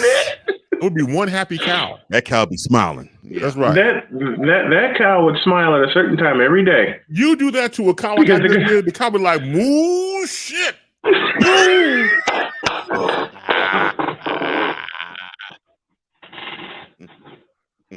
That's right. Oh man. I gotta have that sound bite now. Oh, no. Ooh, shit. I gotta have that sound now. Right. They know they can't say ooh shit. They gotta say moo shit. Moo shit. Yeah. Oh my. They all do it. Well, smiling cows. Man. Oh my God. Wait. Yeah. What did he say? Sorry to call Brock Lesnar. He grew up on it. But that is true. He did. Okay. He did. But so he was saying, he's like, stacked. So when he was a kid, he probably did all that to help his muscular. Might have been. Yeah. Oh my God. I hope he got it right because it'd be damn shame as Brock Lesnar as a kid or a teenager go in there, do all that.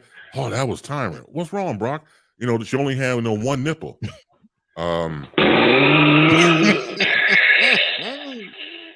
That was Chuck. That was prime rib. That was Chuck. That was the male cow. That was the wrong one. Wrong one, right? That was Chuck. Yeah, that was Chuck. That wasn't. It wasn't Bessie. It wasn't Bessie. It was Ben. It wasn't. Yeah, it wasn't. It wasn't Bessie. It was Ben. It wasn't. No dice. One of you came up short. You came up short. This ain't milk. Literally and figuratively. Right. This ain't milk. Wait a minute. How am I supposed to sell this?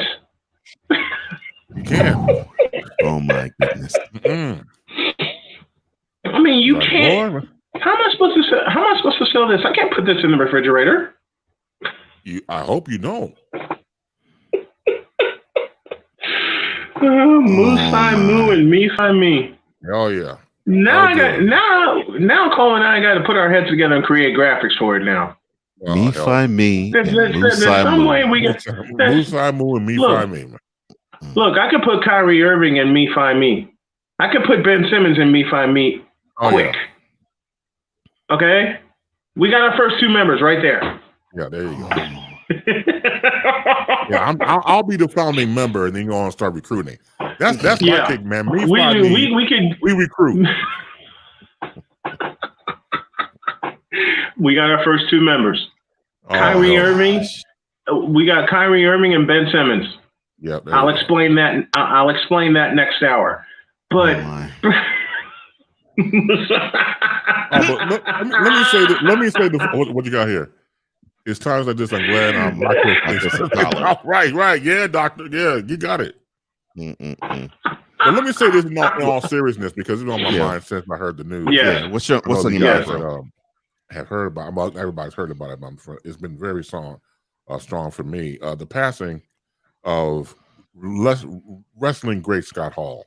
Oh yes, that hurt my heart completely. One of my favorites. One of my favorites too. He had. Sometimes you can't teach showmanship. You have to be born with it, and he had that. The bad guy had it from jump. The guy came from Maryland, had to, go through the ropes and everything, literally to get where he got to at the time WWF, and created the whole character, Razor Ramon. I wasn't cool with it, but I liked him. Right, great wrestling skills. He was great for the camera, and that you can't teach. I loved him when he went to WCW. That's when that persona that he had for that was. Oh my God! When he became fully himself. I love you, Sig Diggy, for this, and I promised I would pay homage to Scott Hall by impressing his voice and going, "Hey y'all," and the crowd would go wild. I agree with you. Yep. I agree with you. Yep, he had gotten his life together too. You're so right, Cool. You're so right. Yeah, he had gotten his act together. Yeah, he did. I don't know which character I loved more, the NWO character or the Razor Ramon character, because I would go around, and of course I love imitating voices. I would sneak up behind people and go, "You want to mess with the bad guy?" And I'd have them laughing. Because I love Razor Ramon. I love that character. And my heart is hurting too. Yeah. I was going to find out. He was just getting himself together, but doggone, he left a indelible mark in the wrestling world. Yeah. Him and Kevin Nash, I believe, were they were up there with like the Road Warriors, those type of duos who just command the presence when they walk in. And this is when I fell in love with NWO. So they had a commercial for their T-shirt, their iconic now black T-shirts, and they had the white lettering on there. Yeah. And so the spot went like this. It's Scott. He's like, "Look, hey yo, we got this deal. See, here you get this NWO T-shirt, black cotton, white printing. Here's the deal. You get 1 for $20 or 2 for $40.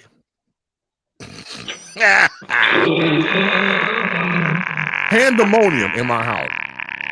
I could not believe that they actually did a spot like that. And then you hear the announcer come on.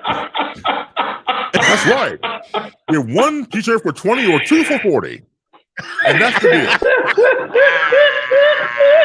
Man, I hollered, man, because my wife used to watch it with me. Vic used to watch it with me, man. We hollered. Each about a running joke between us.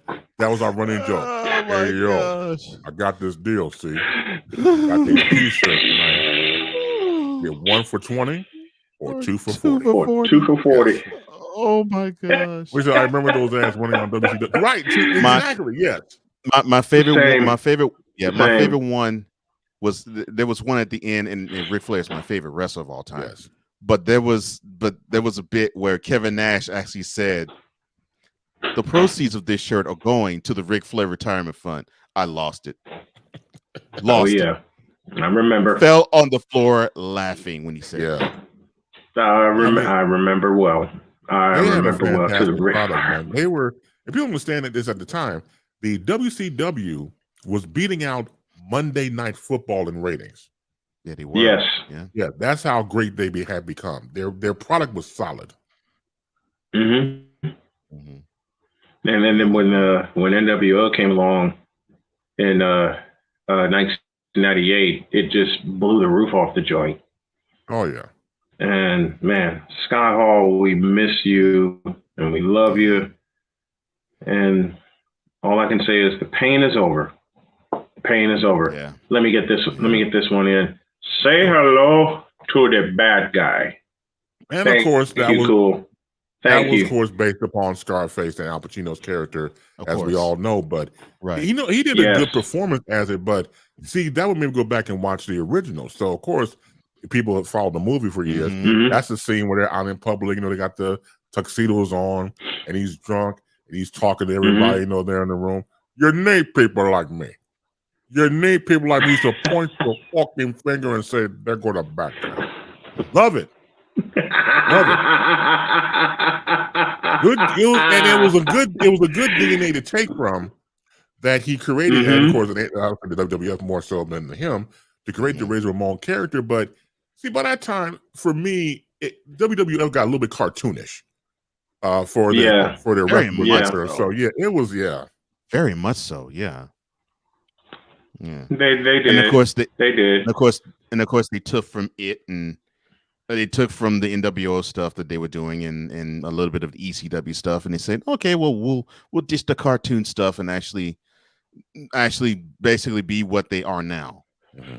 Yeah, absolutely. But Scott Hall, man, I had planned a tribute to Scott Hall, but I didn't know how I would do it, and I had planned it all week, but all it took was Chris Bass to say something, and here we go, off into tangent memory lane about Scott Hall. We're coming up on a break, and this is empty, so I got to go fill it. But Chris Bass joins us each and every Friday.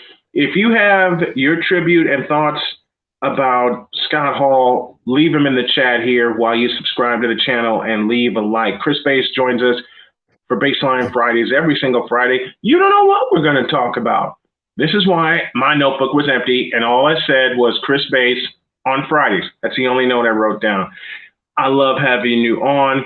I love you, brother. Thank you so very much, and we'll do it again next Friday. Sounds like a plan. You two take care. Have a great weekend. You too, Chris. We're all about that bass. Indeed. Say hello to the bad guy. You point your fucking finger and say, hey, that's the bad guy. So I guess we're the bad guys for speaking truth on our sports program. That's how I look at it. Oh well. All right. Now I got to go find my pup, and I got to go find another cup of coffee because we have a third hour. Let me get this comment in. By 1995, WWF focused on the preteen audience while WCW targeted the teen market with the NWO invasion angle. 83 weeks. 83 weeks. Demolished Raw. They 83 weeks. They killed Raw, and they killed Monday Night Football for 83 weeks. And I mean, this is beyond. This started like late stages of the 1995 season. And remember, Monday Night Football was starting at 9 o'clock Eastern time. Yeah, that's Monday Night Football was starting at. They were at 9. They were still at 9 o'clock Eastern time, 8 o'clock Central time, which is me getting in bed and me getting in trouble most of the time because I wanted to see Art Monk, Jim McMahon, Joe Montana, Danny White, Tony Dorsett. You know, legends of the game. That sounds like a video game, doesn't it? All right. Give me 180 seconds. I'm going to go find my pup, and I'm going to go fill this up. And hour number 3 comes your way after this timeout. This is Snowman in the Morning. Hey, this promises to be fun. Oh, yeah. Can't wait. Are you kidding me? Do you believe it?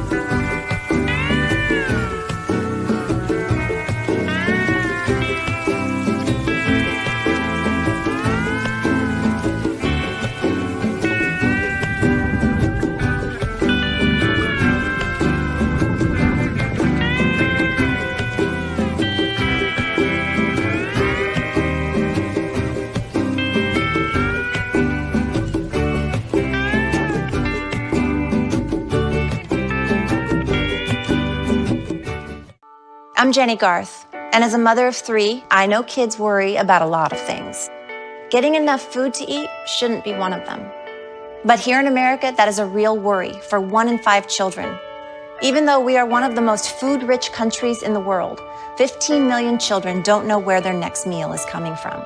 This is unacceptable, and something the Feeding America nationwide network of food banks is working to solve.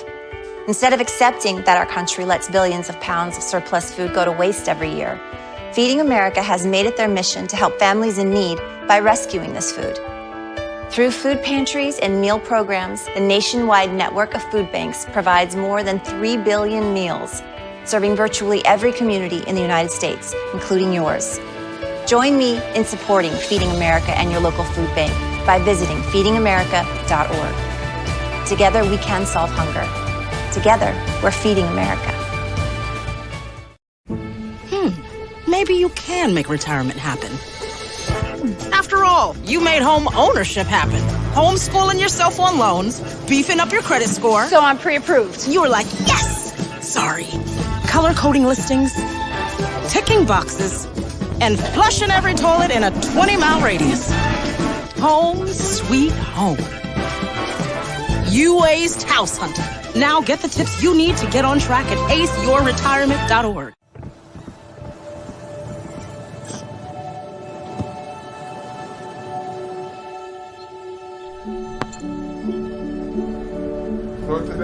I don't remember how it started.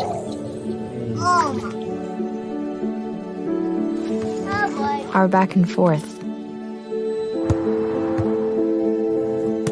Victory. Fumble. Repeat. It always came back.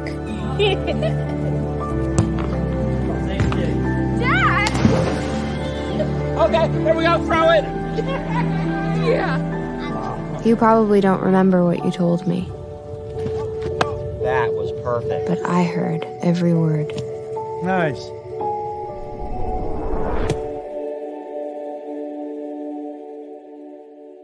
This is Snowman in the morning. Hey, this promises to be fun. Oh, yeah. Can't wait. Are you kidding me? Do you believe it?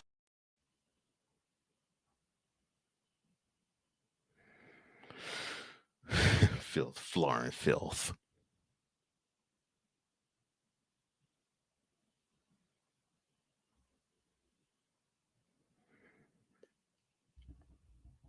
I did everything I wanted to do in the last 180 seconds, but I did. You know where the pup was? Sleeping. I didn't realize she crept up here and walked through my office, but she's okay. I went down and I didn't see her with Buddy, my other dog. I asked my mother-in-law, I said, Mom, have you seen Lucy? She looked at me, matter of fact, and said, she went upstairs already. Huh? What? That happened already? Sure did. I got my second cup and she crept right up here and gave me this look of, Daddy, I've been up here. What were you doing? Well, she knows I'm in here. All right. We're on the precipice and the cusp of hour number 3. I can get with 3 hours. I just have to work on getting my strength back, so I don't sleep the rest of the day and I can get all the post-production done that I need until my interns come in. Andrew asked me what breeds. I don't exactly know what breed Buddy is because that's my in-laws' dog, but I do know my dog Lucy is a terrier. She's a mixed terrier. And just as cute as a button. You've seen Lucy, haven't you? Or have? No, I don't think anyone's seen Lucy on the air. Matter of fact, no one has seen Lucy on the air. I'll have to fix that next week. What I'm excited about today is, as I mentioned at the top of the program, today, and I'm gonna make an adjustment here. Hold on. See, I hate. And that's what happens. I hate when chairs don't fit me. and this happens. There we go. Now we got it. I'm just going to probably move my desk to another side of the office so I can activate my green screen. I want to have a dog in my future for sure. I never thought I'd have one, Andrew. I never thought I'd have one because I've been around cats most of my life. I've been around cats, and now I'm a dog dad, and I love it. I absolutely love it. All right, Michael Consacio is on the way, and we begin our number 3 like this. I can't do it. We'll do it live. Do it live! I'll write it and we'll do it live! Mister, will you please wake up? Hudson sets. The kick in, here it comes. Swing and a miss! Swing and a miss! Swing and a miss! And a World Series Game 7 winning Curly W is in the books! The celebration is on! The Washington Nationals are the world champions! This is Snowman in the morning. Hey, this promises to be fun. Oh, yeah. Can't wait. Are you kidding me? Do you believe it? I believe it because I watched it happen kind of illegally because I was at work, but I had fun doing it. I have fun doing it.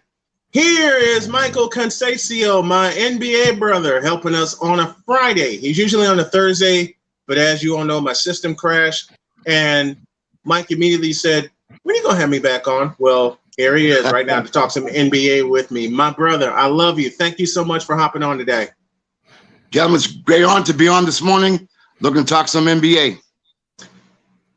Good to have you. How does Brooklyn handle the Kyrie Irving / Ben Simmons situation? You know how? You hit me the first thing in the morning. That one is a very tricky one because you got a guy that you're paying almost $40 million a year who doesn't even want to play. I guess he's now claiming he has back injuries, and then you got Kyrie with the vaccination situation.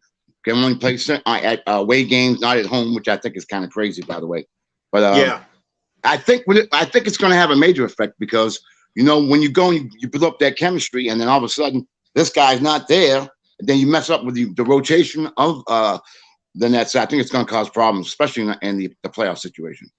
Well, Cole and I talked about it this morning, and as much as we hate seeing it, and Mike, I've talked with you off the air about it as well, gentlemen, it's going to come to a point where Kevin Durant has to basically backpack these guys if they want to play in the World Championship Series. And as we saw last year against a complete team like Milwaukee, that just isn't going to happen as immense of a talent as Kevin Durant is. You know something, that is absolutely correct. I mean, Kevin Durant, I know when he went to the Nets, he didn't plan on this to be happening as far as the situation with Kyrie and then Harden leaving for Philadelphia. I'm sure he didn't think he was going to be in this type of a situation. But I think right now they're fighting for the play they're playing right now. So I think that's going to be very, very crucial that they get in there. And then I guess we can talk. Now, the fact is, what is Ben Simmons going to do? When is he going to play? What's going on with him? He's not. I already gave my thoughts earlier this morning, and Cole agreed with me. We're not going to see him this year at all. Even though he's out of Philadelphia, he's away from the folks that made fun of him after that putrid semifinals performance in the East playoffs last year. It went from bad to worse because now you get out of Philadelphia, you get away from those guys, and then you go to New York, and you're not getting that support at all because you're not on the floor. Absolutely correct. That reminds me of Mr. John Wall. As you know, they're paying him over $40 million to sit in the stands, the bench, the bleachers at $40 million. What are they doing with him? How can you justify paying someone over $40 million and not having him play when he's healthy? Yeah, that doesn't make sense at all. I have this thought about Mr. John Wall, and I said it 3 years ago when the whole injury crisis happened with the Washington Bullets. I said 4 words, and that made a lot of people angry. John Wall is finished. apparently, a lot of people think the same thing. You know, that guy's had a very rough life. I don't know if you guys noticed that he was homeless. He's had a very difficult. He's had a very difficult life. I wish him nothing but the best. But maybe the contract, who's going to take on that contract? So I mean, you may be right. More to the point, who wants to take on that contract? Exactly, absolutely correct. What team in their right mind would take on that kind of contract? Part one, and part two, is John Wall going to be healthy enough to live up to that contract? Because we haven't seen him play in 2 years. I know. That's a good question. I have no idea what his status is as far as, I know he's healthy. I know that, but I know they want to, build on the young players. But I think you're paying him $40 million. You got to play him. Whatever you have to play him on his teammates. You know what I mean? And it brings to mind the question: why doesn't he want to play with the Houston Rockets? I mean, they're paying him what he wants, and yet he hasn't seen the floor either. So it's another situation of a player being, how do they put it, a healthy scratch, and you can't be a healthy scratch, especially at this time of the year when you're winding down and you are competing for your playoff lives. It just does not make sense to me. I mean, it doesn't. I mean, you have a guy that you're paying all the money. Again, they're a young and up-and-coming team. It puts a lot of pressure on the coach because he doesn't have the players that, could probably have them play a little bit better than what they are right now. So they find themselves in a situation they have for a future looking for draft picks. Yeah, it's going to be draft picks. It's going to be draft picks for the Rockets. It's going to be draft picks for the Nets. And people think I'm crazy when I say that. It's going to be draft picks for the Nets and Philadelphia, considering they basically swapped problems. And the biggest injury happened this past week when Stephen Curry has now what we learned is a sprained ligament. And the slander of Steph Curry is getting on my nerve, because people saying, well, he can't stay healthy. Look, he stayed healthy for the better part of 11 years. Things happen. It was not a dirty play by Marcus Smart, because you have players diving on the floor going after the basketball. I've heard dirty play. I looked at the play. I took a look at it, and I looked at it 100 times. And my wife even agrees that was not a dirty play. That was a competitive play. It's quite different. But Golden State, I believe, is in better shape because, one, this year they're way overachieving with 48 wins. And two, no one, Mike, expected them to get as far as they've gotten, especially when you didn't get Klay Thompson until January and you still don't have James Wiseman. That is correct. They definitely surprised me wholeheartedly. The fact that the number of players that come off the bench are helping them out so much, which is giving them experience for the playoff run. And then you got Green back. You're going to get Wiseman back. Klay Thompson's finally getting into his own rhythm. He's playing a lot better. He's going to get well involved in the offense. And at one point they were top 5 defensively in the league as well. Yeah. So I think that's going to be us. And then you got Green back. He's going to make a world of a difference. And the thing you talked about, Steph, who would say something like that? During the beginning of his career, yes, he had ankle issues.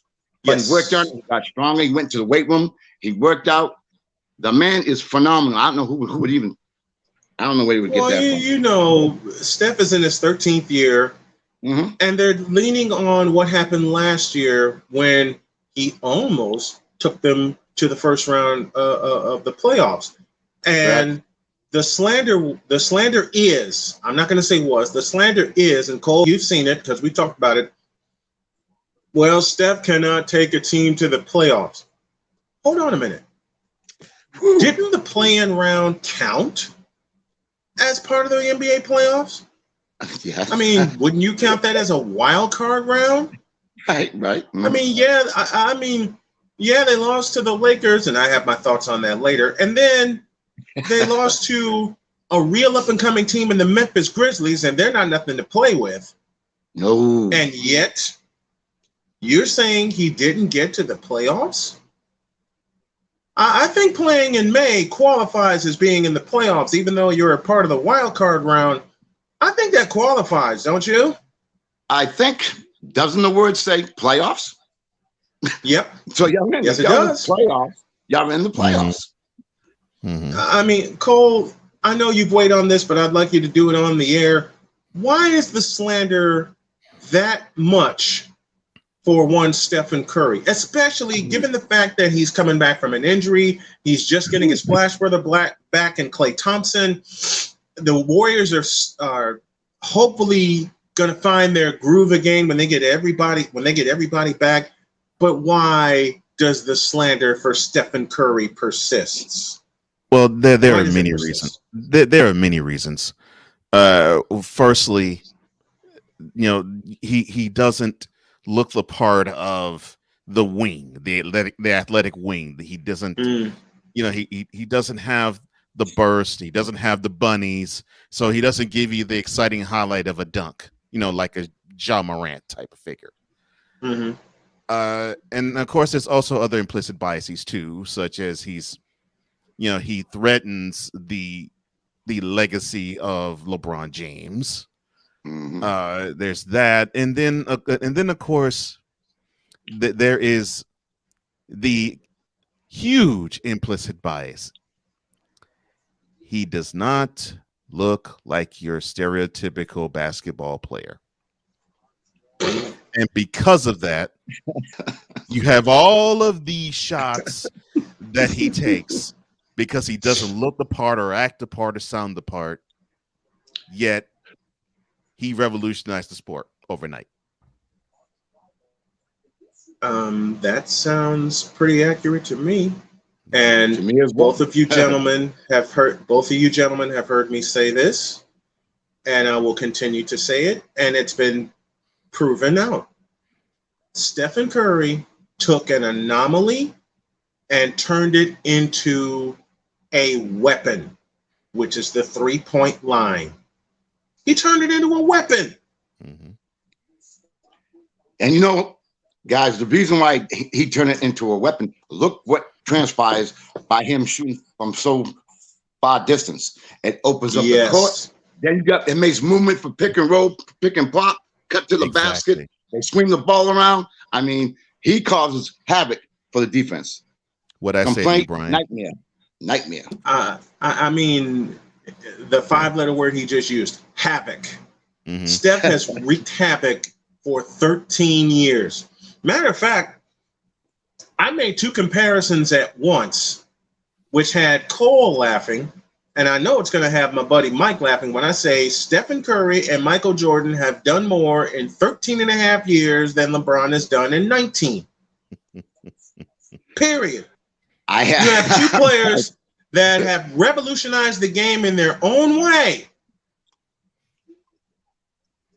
I agree with you 100%. And again, getting back to Steph again, as I was talking about earlier, think about it. You watch any NBA game right now.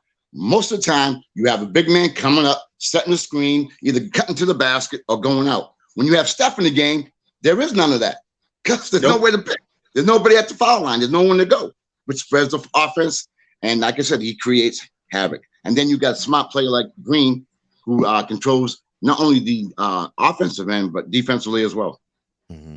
As I've often said about the Warriors offense, because of the range that Curry has, the Warriors now basically are the Princeton offense on steroids. Mm-hmm. Yeah, I agree. Death by 1,000 backdoor cuts.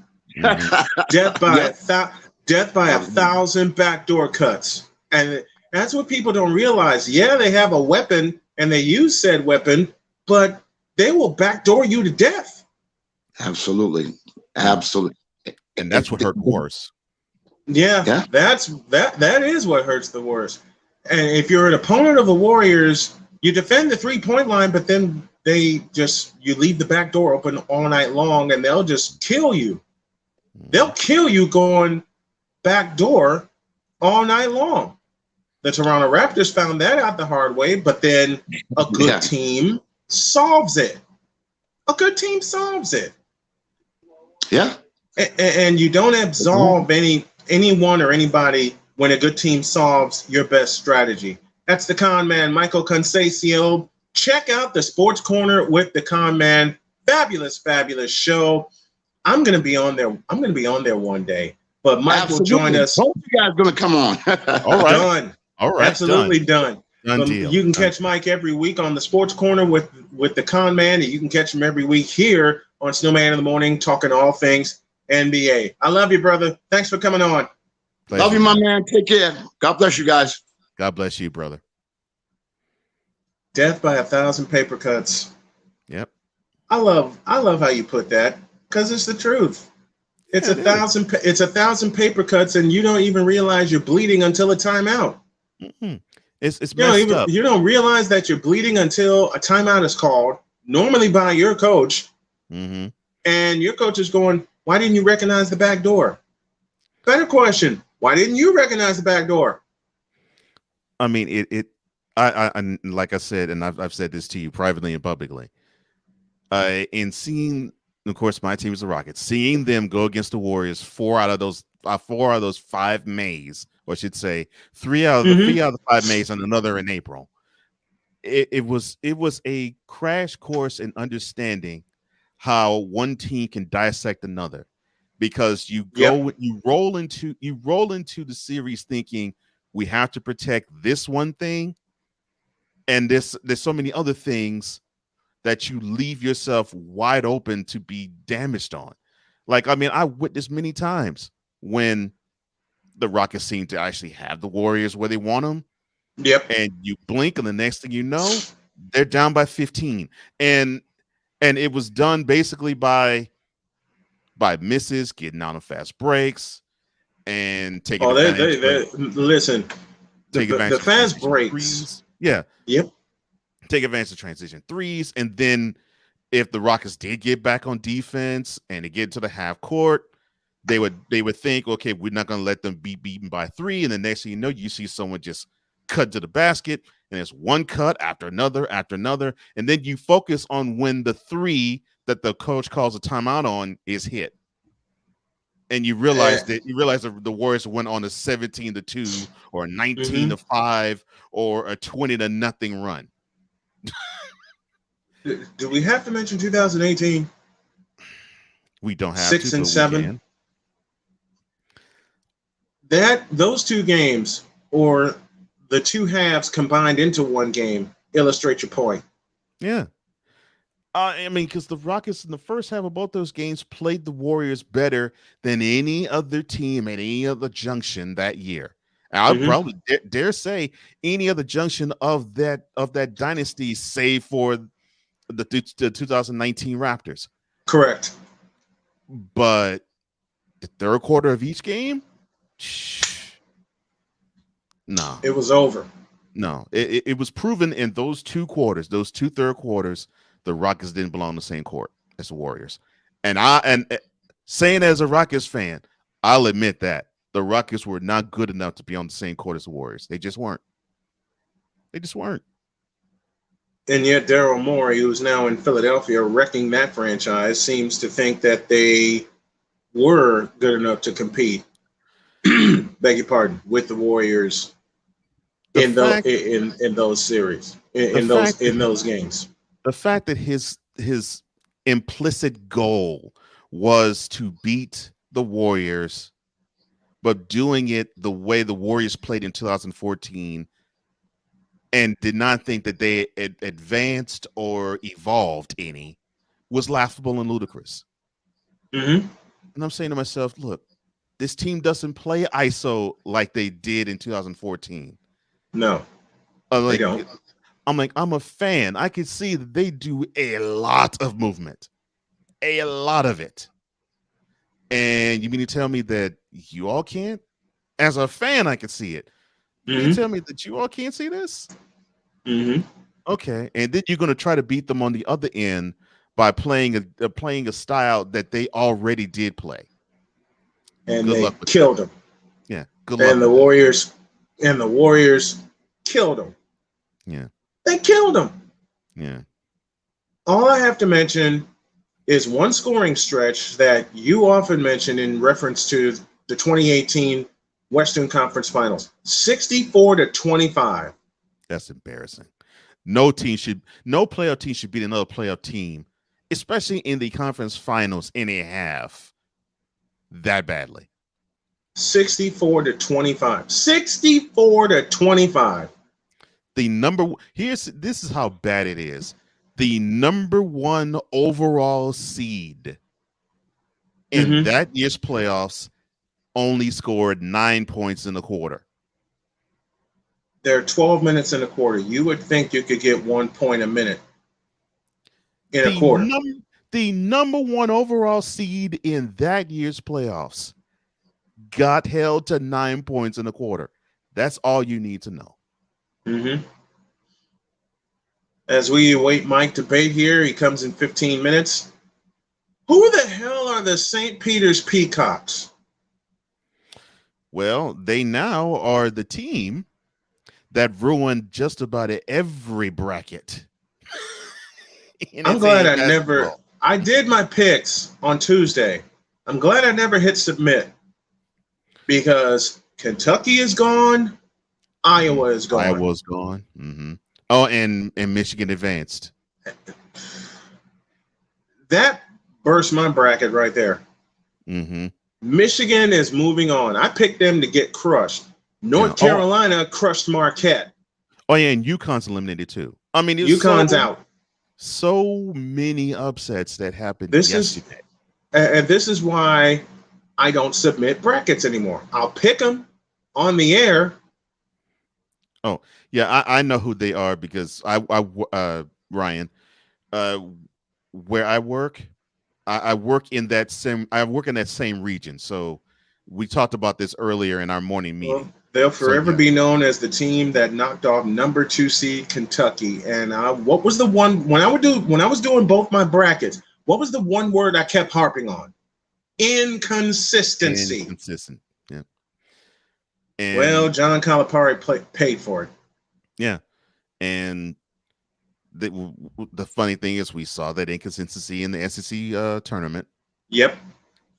That was the one thing I harped on and kept repeating over and over and over again. That was the one word I kept repeating was inconsistency. We saw it with Iowa, we saw it with Kentucky, and they're out. Yeah. And we saw it with Connecticut. Yeah, it just goes to show, especially in the NCAA tournament, and this is not our first rodeo with it. In that 40-minute span, any one given team can beat another, no matter the ranking. Georgia State stayed with Gonzaga for 35 minutes. Yeah. I got scared out of me when I was receiving updates. Yep, I saw that too. I was like, Gonzaga's on the ropes. I was like, let me say that again. This is why we love March Madness, part 1. And part 2, Georgia State, who famously sent Baylor home in 2015 in Jacksonville, hung with Gonzaga for 35 minutes. And then Gonzaga finally woke up and blew them away. They woke up and put them away because the last alert that I got while I was sitting here in the office, it was 52 apiece, heading toward the under 12 timeout. You remember that shocked face when Providence was leading Georgetown at halftime, famously in a game in 1989, or Princeton, I should say, was leading Georgetown in a game in 1989, and they sent it back to the ESPN studio, and John Saunders and Dick Vitale had this look on their face. Yeah, that was my look yesterday. That was my look yesterday. Yeah, brackets got. Yeah, to your point, Andrew. Brackets got blown. Ooh, brackets got just ripped. I think I lost the Final Four team. Like I said, I did my picks, but I was smart enough not to hit submit. I think Iowa was the Final Four. Yeah. Yeah, Iowa. I know I had Kentucky going deep. I had Iowa in New Orleans at the Final Four. I'll say it again. I'm glad I didn't hit submit. Yeah. I'm glad I didn't hit submit because I did the picks like I promised. I had Murray State beating Kentucky in the second round. Iowa, however, It's funny how you roll with one place you think it's an upset, and then you don't see the other one coming. Yeah. Michigan right. was that for me. Yeah. Michigan was that for me. I wanted Michigan to get blown to smithereens. I wanted Michigan to get blown to smithereens, and instead it was Indiana that got blown to smithereens against St. Mary's, 82 to 53. Yeah. And you know what, Sig Diggy, you're absolutely correct. This is why I don't want to pick a winner. I'd rather sit back and watch the show like Dr. Dre. Yep. Everywhere that I go, I see people I know. I did have New Mexico State beating UConn. I'm not surprised. I'm not surprised. I didn't deliberate on that long, but there was a part of me that said, you should go the other way with that. But see, as Chris Berman said, and I said it Tuesday and Wednesday, that is why we play the games. Yeah. Yeah.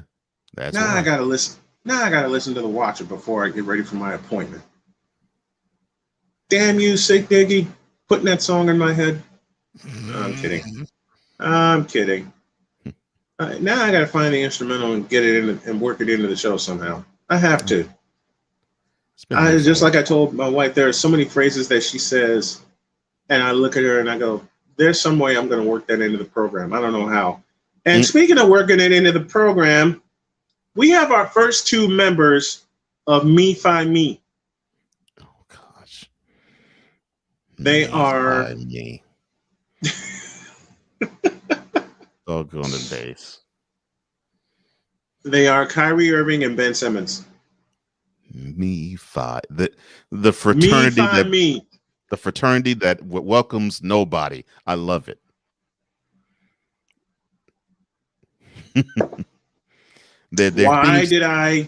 Why did I put these 2 in? And you can go back and look at the replay when I cut it later today of us just losing our minds when Chris Bates uttered the words "Me Fi Me" and fraternity in the same sentence. Oh my! Look at him. I mean, you have 2 players that only care about themselves.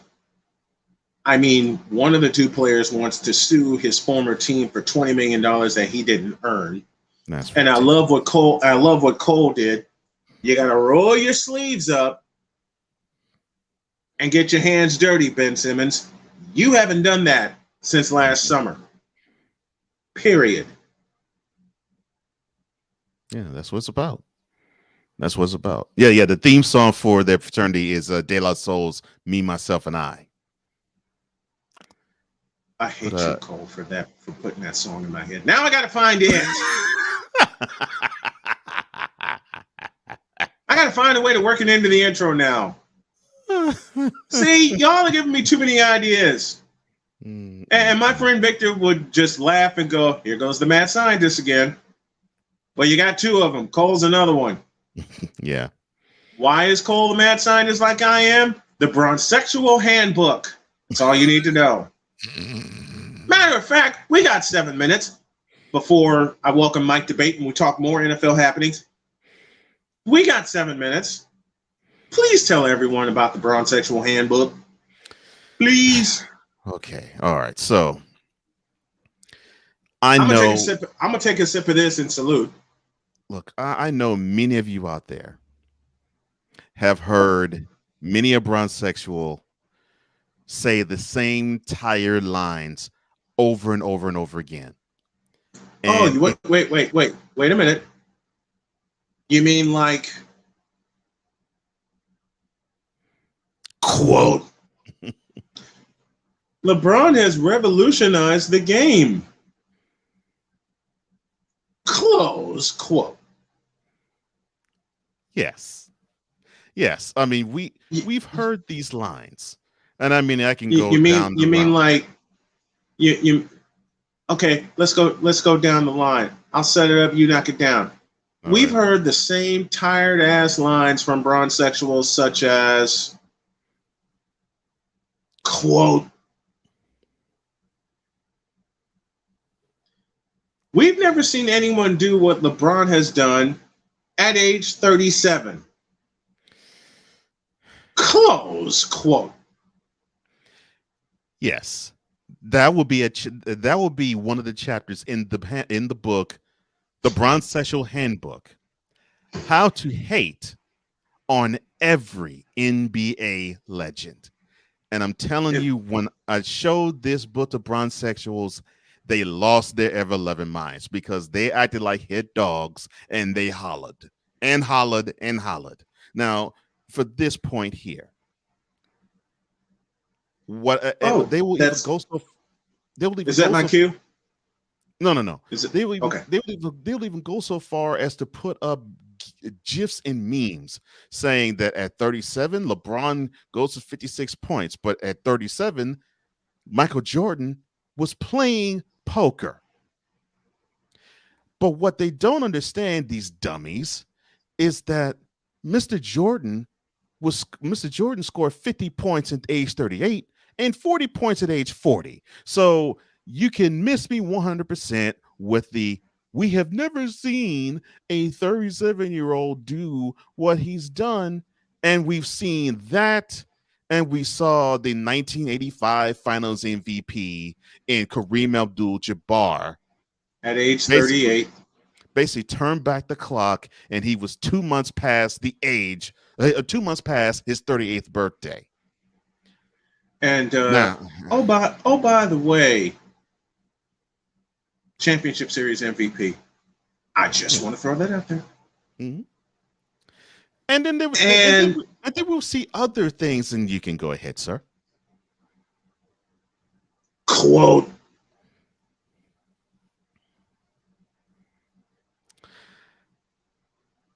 LeBron, he is the second coming of Magic Johnson.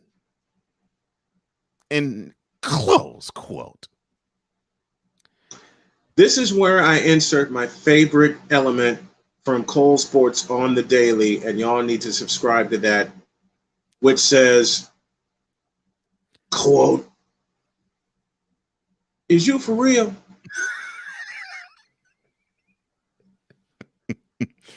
Oh, Lord. Close quote. This is where I need to insert that and just go, is you for real? I need that. I need that element. I need that. I'm telling you right now, whatever element you can think of, send them to me. I'll get them uploaded and get ready for next week. And then when you sit in the chair for me while I'm off the first week I'm home, which I know is going to be a requirement of my wife, then you can have them. You can have them already. But I need that one. Is you for real? Then what sold it for me, the first time you ever used that was the look on your face during a Bronzesexual confession, and then you rolled that clip out. I fell in my bed and screamed while laughing. And then you get one like this. Quote.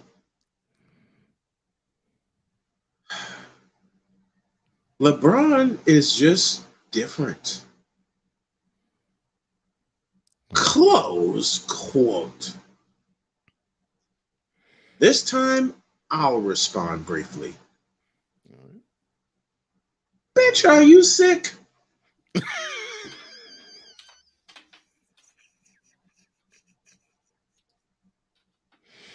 Just went straight there. Okay. Don't I always? Yeah. I mean, just dumb tropes such as the following. Oh. Wait. I did the wrong one. Dumb. Okay, I'll correct your sentence. Dumbass tropes such as the following. Quote. LeBron James is much better than that slow white boy Larry Bird. Close quote. I will insert here and then give you the floor. Okay. Bitch, are you sick? And I'll insert, is you for real? And I will also insert, Okay, I have to give you that one. Okay.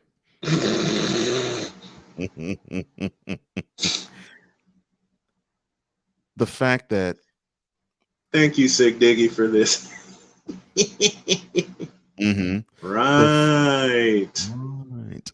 The fact that people want to clown Larry Bird for the fact that he probably wasn't the best one-on-one defender is laughable, considering that LeBron is not one of the best one-on-one defenders we've ever seen either. Can I flip one of those words? Yes. Can I flip that sentence? Mm-hmm. And I will put this in between this. Quote. LeBron James is the worst one-on-one defender I have ever seen. Close quote. So I'll say this. Oh, wait, you didn't hear me? Wait. You didn't hear what I said? Let me rewind that for you. Quote. LeBron James is the worst one-on-one defender and one of the worst team defenders I have ever seen in my life and in NBA history. Wow. Close quote. All right, so I will give Bron Sexuals this. So yes, LeBron has averaged more points than Bird, and LeBron has averaged more assists than Bird. So I will give you that. And LeBron has played longer than Bird. I will give you that as well. Y'all see I'm sitting back. Y'all see I'm sitting back while my partner cooks. But you cannot clown the guy who supposedly is not as athletic as LeBron, but pulled down 3 more rebounds in the career per game than LeBron does. LeBron bulled a China shop, yet Bird, who was old, slow, and white, pulled down 10 boards a game. And then there's the smoothest jumper. One of the smoothest jumpers ever. Forget the position. One of the smoothest, silkiest jumpers ever. The only other forward I would compare to him to having a silky jumper was nicknamed Silk. Y'all know him well, Jamal Wilkes. And this is where I say I get off the boat. I get off the train with the LeBron's better than Bird category. We're talking about a small forward who twice in a single season averaged 50% from the from the field, 40% from 40% from distance, and 90% from the free throw line. As juxtaposed to the other man who, one, has never done that feat, and two has yet to average 80% from the free throw line, ... for a season. In fact, the best free throw shooting season that LeBron's had was 78%. The best. So that was Larry Bird's freshman year at Indiana State University. It's just.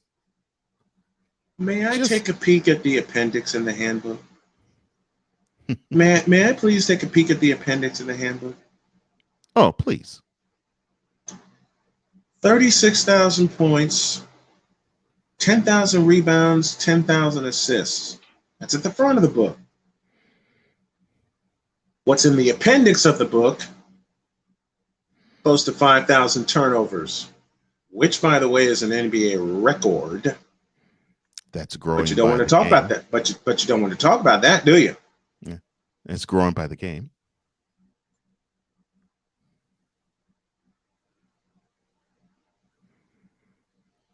Growing by the game. He will reach 5,000 turnovers before he hangs it up easily. And if I were Bronny James, once I heard the declaration that my last year will be playing with my son, As I told Joel Embiid, I'd run like hell. I'd run like hell. I mean, you're going to do what? And ruin my chance for growth? F you. Victor Locke just texted me with the greatest line. And the donkey of the day goes to the Green Bay Packers. We'll touch that before we close. Doggy of the day. If I were Bronny James, and I know I'm going to piss off Bronsexuals with this. If I were Bronny James and my father just declared out loud on record that wherever my son goes is where I will play my last year, I run like hell. And I said that about, I don't know, Joel Embiid's progress toward MVP being ruined by James bleeping Harden. Oh my goodness. I run like hell. If I were Bronny, I'd run like hell. I'd go hide until it's game day and pray ESPN's not showing the game. I have nothing against LeBron James as a father. Don't get this twisted. No. I am a father. I am also a grandfather. Now, I know what these... Yeah. I mean, he's great as a father. You heard me say this over and over again. But he is supposedly the face of the NBA, and he wants to play with you in his last year. Yep. I'd hide. Mm-hmm. I'm going to try to sing this, but I saw this on YouTube, and I figure it fits here. If I were Bronny James, and you hear LeBron declare that on record, I'd be singing, fuck this shit, I'm out. Fuck this shit, I'm out. Don't mind me, I'ma just grab my stuff and leave. Excuse me, please. Fuck this shit, I'm out. Fuck this shit, I'm out. I don't know what the fuck just happened, but I don't really care. I'm gonna get the fuck up out of here. Period. Oh my goodness. I was not expecting to hear that song. Bronny, I agree with Sick Diggy. To play in Europe until I'd play in Europe until Dad hangs him up, then I'd come back. Oh my. Which ain't such a bad idea. Get your seasoning while your dad's not in your throat. Yeah, because he'll treat you like Malik Monk and Taylor Tucker Horton on the court. And Lonzo Ball and Julius Randle. Well, see, the thing is, he won't trade them. He won't trade his son. He'll trade them other fools, but he won't trade his son. Back up. Say that again. I said he won't trade his son. Stop.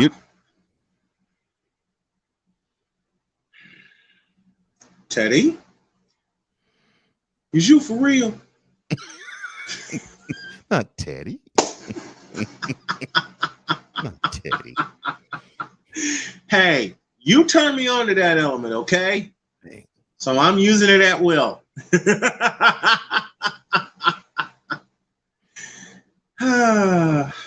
That's one of my favorites ever. Yes. Yes, mine also. Mine also. But I'd run like hell, and I wouldn't appear until he hangs him up and makes it official. If you come back to the, I'm kidding around as I say this, but listen to me carefully, because I don't put this scenario past anyone happening. If you go to Europe, Bronny, and you wait out your dad's retirement, makes everything official, and you're on the first thing smoking on the way back, ... and he finds out. I'm back home. My son's home, and I'm going to play with him. See you later.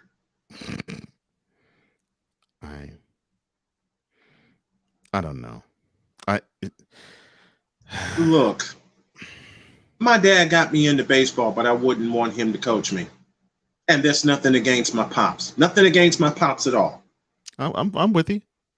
There's nothing. It's nothing against my pops, but there's only so much a dad can do if he's not a baseball or basketball lifer. All right. There's only so much pops could have been able to teach me. Now the intangibles are out the freaking door. How to grow up, how to be a man, how to be a good teammate. Those I can learn from pops. But a baseball lifer would teach me everything else about the fundamentals of the game after pops set the foundation.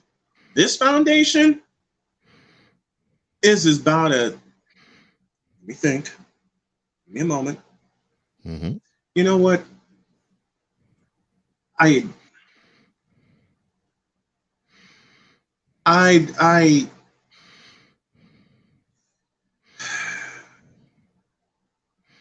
wasn't going to do this. Oh, Lord. In a world where partial greatness is celebrated and total greatness is shunned, there stands to be a figure on the lips of those who love him and those who hate him.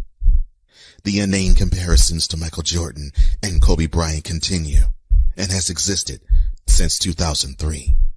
There is no end in sight, for the battle between those who unconditionally love and unconditionally hate him wages on. These are their stories. Welcome to the Bronzexual Confessions.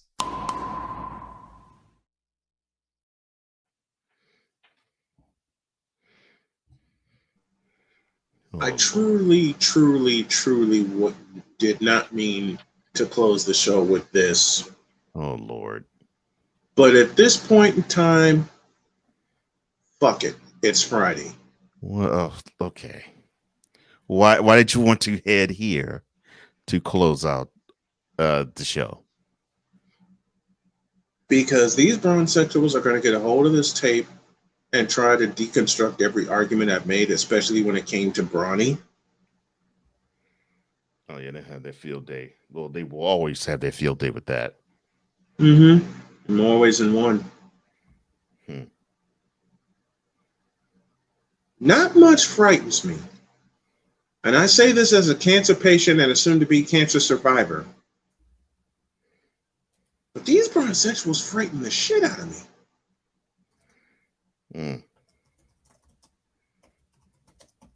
These Bronzexuals really scare me. And Sick Dicky, I agree. Thank God it's Friday. But these Bronzexuals frighten the shit out of me. Yeah. They and have Cole, a way. you said it best a year ago. Just when you thought this particular segment and series would come to an end, a Bronzexual, for some stupid ass reason, rides to the rescue. Mm-hmm. Here's why I wanted to close with Bronzexual Confessions for this Friday. And it was a football Friday at that. Because these Bronzexuals will find a way to spin this like a top, or one of my YouTube pleasures, the tipsy bartender. He would turn over a bottle of liquor and shake it and make it cyclone into the bottle. We like to call it CTD, circling the drain. And the drained is LBJ in this case, in more ways than one.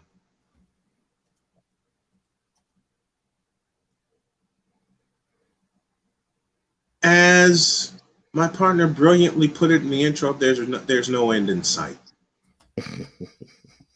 Even beyond his retirement, there's no end in sight. None. Nada. Zero. Zip. Zilch. And the day he is elected to the Hall of Fame, dear God help.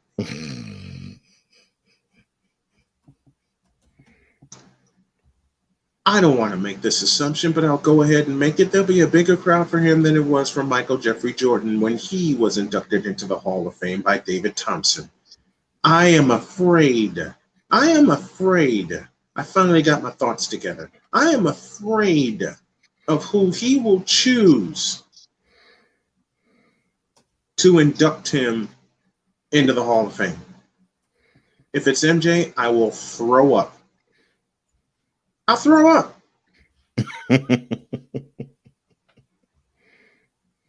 The day that he is inducted into the Hall of Fame and he has to give a Hall of Fame induction speech is an hour. Nobody watching that will get back. Ever. They will roll out the red carpet even longer than they rolled out for MJ. Because the day MJ was inducted into the Hall of Fame, they moved the induction ceremony.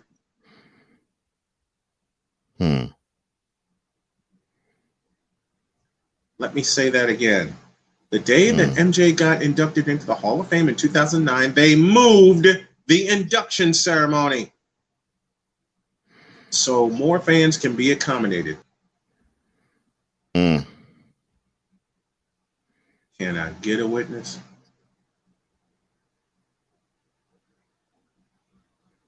Man. They're going to move the induction ceremony again. I guarantee you. It won't be virtual either. Unless you request it as a media member, but that's one I'll pass on. That is one induction ceremony I will pass on. I'd love to have been a virtual member at the one where Tim Duncan was inducted. Tamika Catchings. But I'll pass on Braun. No spank you. Oh, Lord, sick. You now have made me not even want to watch highlights of that. I'm sure LeBron is going to look worse than Jordan when he cries at his induction. Man, because of the memes that will come from that. Don't you ever well, hell, it's in my head already. I can't even say don't put that in my head. The memes that will come from that when he's boohoo crying, which will be fake tears, by the way. I'm sorry. As a basketball player, I want y'all to listen to me very, very carefully. Listen to me very carefully. And yes, I'm going to use the elements that I have been granted. Quote. LeBron James has had the NBA by the balls and by the throat for 20 years as the face of the NBA, and he has not done a goddamn thing with it to improve the game. Close quote. Oh, my gosh. Oh, man. Y'all see the look on my face, right? I hold nothing back. I've always said LeBron James is a fabulous athlete. And he is. But mediocre as a basketball player. Oh, you didn't hear my statement? Let me say it again. Quote. LeBron James has had the NBA by the throat and by the balls for 20 years. It's going to last even longer. And has not done a goddamn thing to improve the game, grow the game, or leave a legacy in the game. Close quote.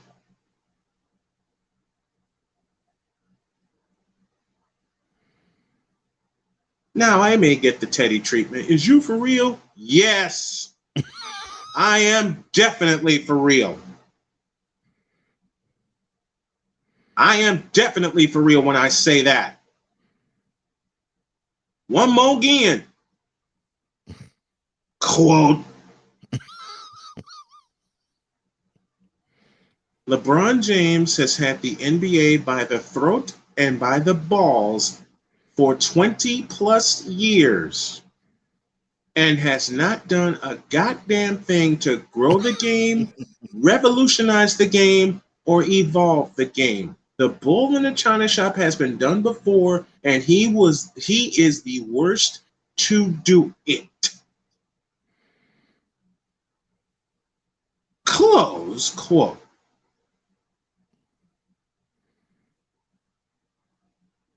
Now I know I'm going to be speared to death, stoned to death, and I don't care.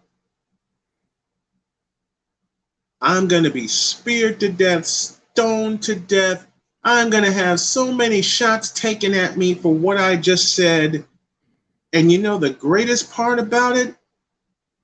And I don't care. I like the truth.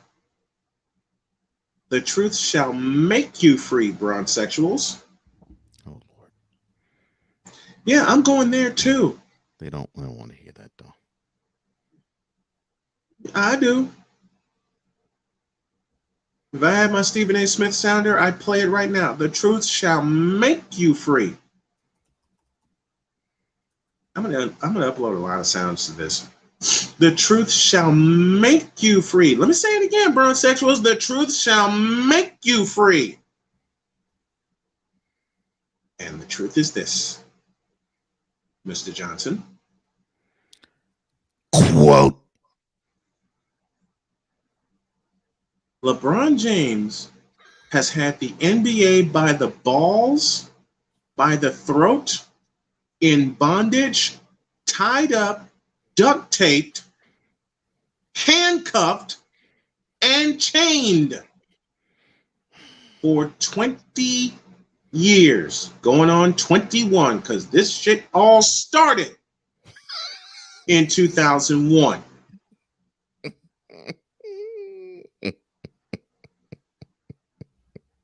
And LeBron hasn't done a goddamn thing with it. He has not revolutionized the game. Stephen Curry has done that. He has not evolved the game. Dirk Nowitzki did that.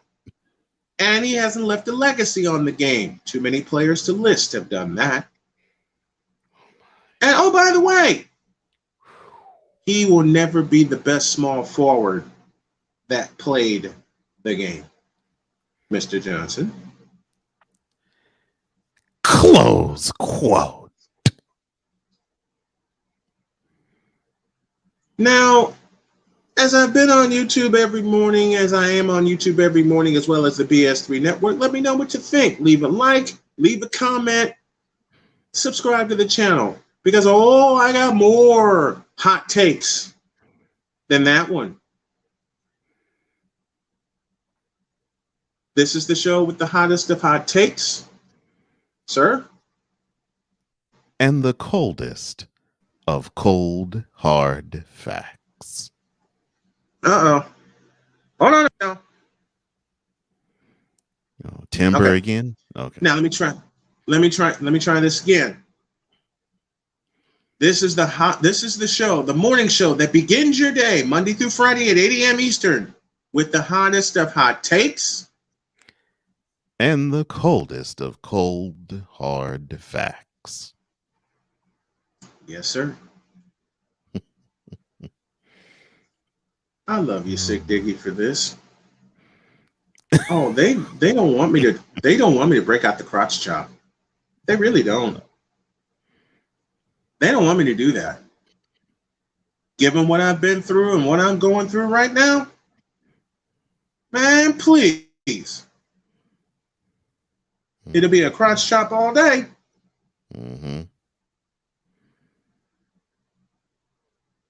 Now, what I've said, let me do this right. Okay. I will say it one final time to send you guys into the weekend. I have to. I'll say it one final time to send y'all into the weekend. And Cole Johnson, please help the Snowman out.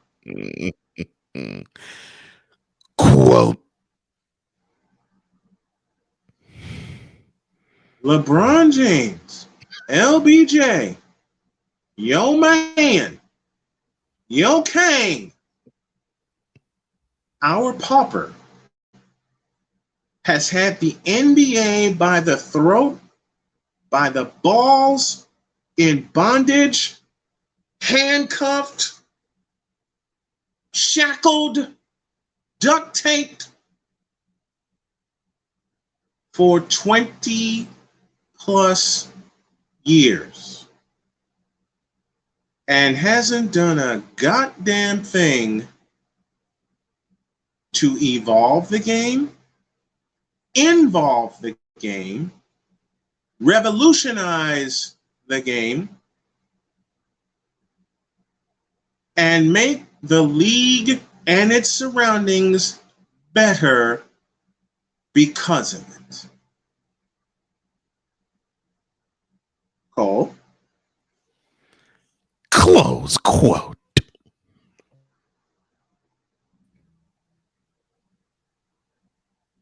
Now take that, stick it in your pipe, and smoke it. If you don't like it, pull the stick out of your ass, because it's the truth. Bitches. In a world where logic and sense flies completely out the window, while purple and yellow glasses are donned, rises a figure who encourages ridiculous, undying loyalty. Good Lord, I'm about to throw up. This has been yet another installment of The Bronzexual Confessions.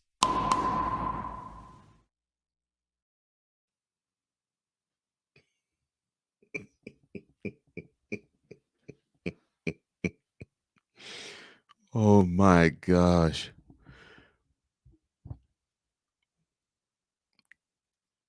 You beat that one quote like a dead horse.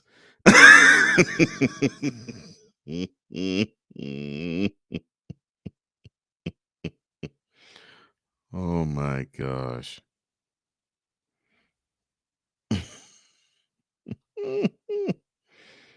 Man.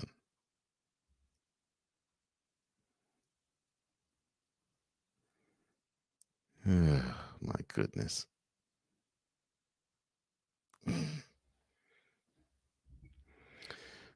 I guess if you all don't like that, then we have two words for you.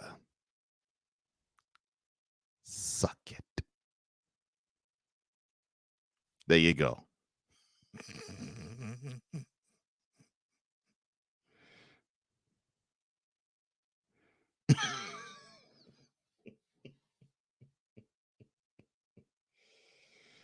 Oh my. And we gotta beat it. And we gotta beat it.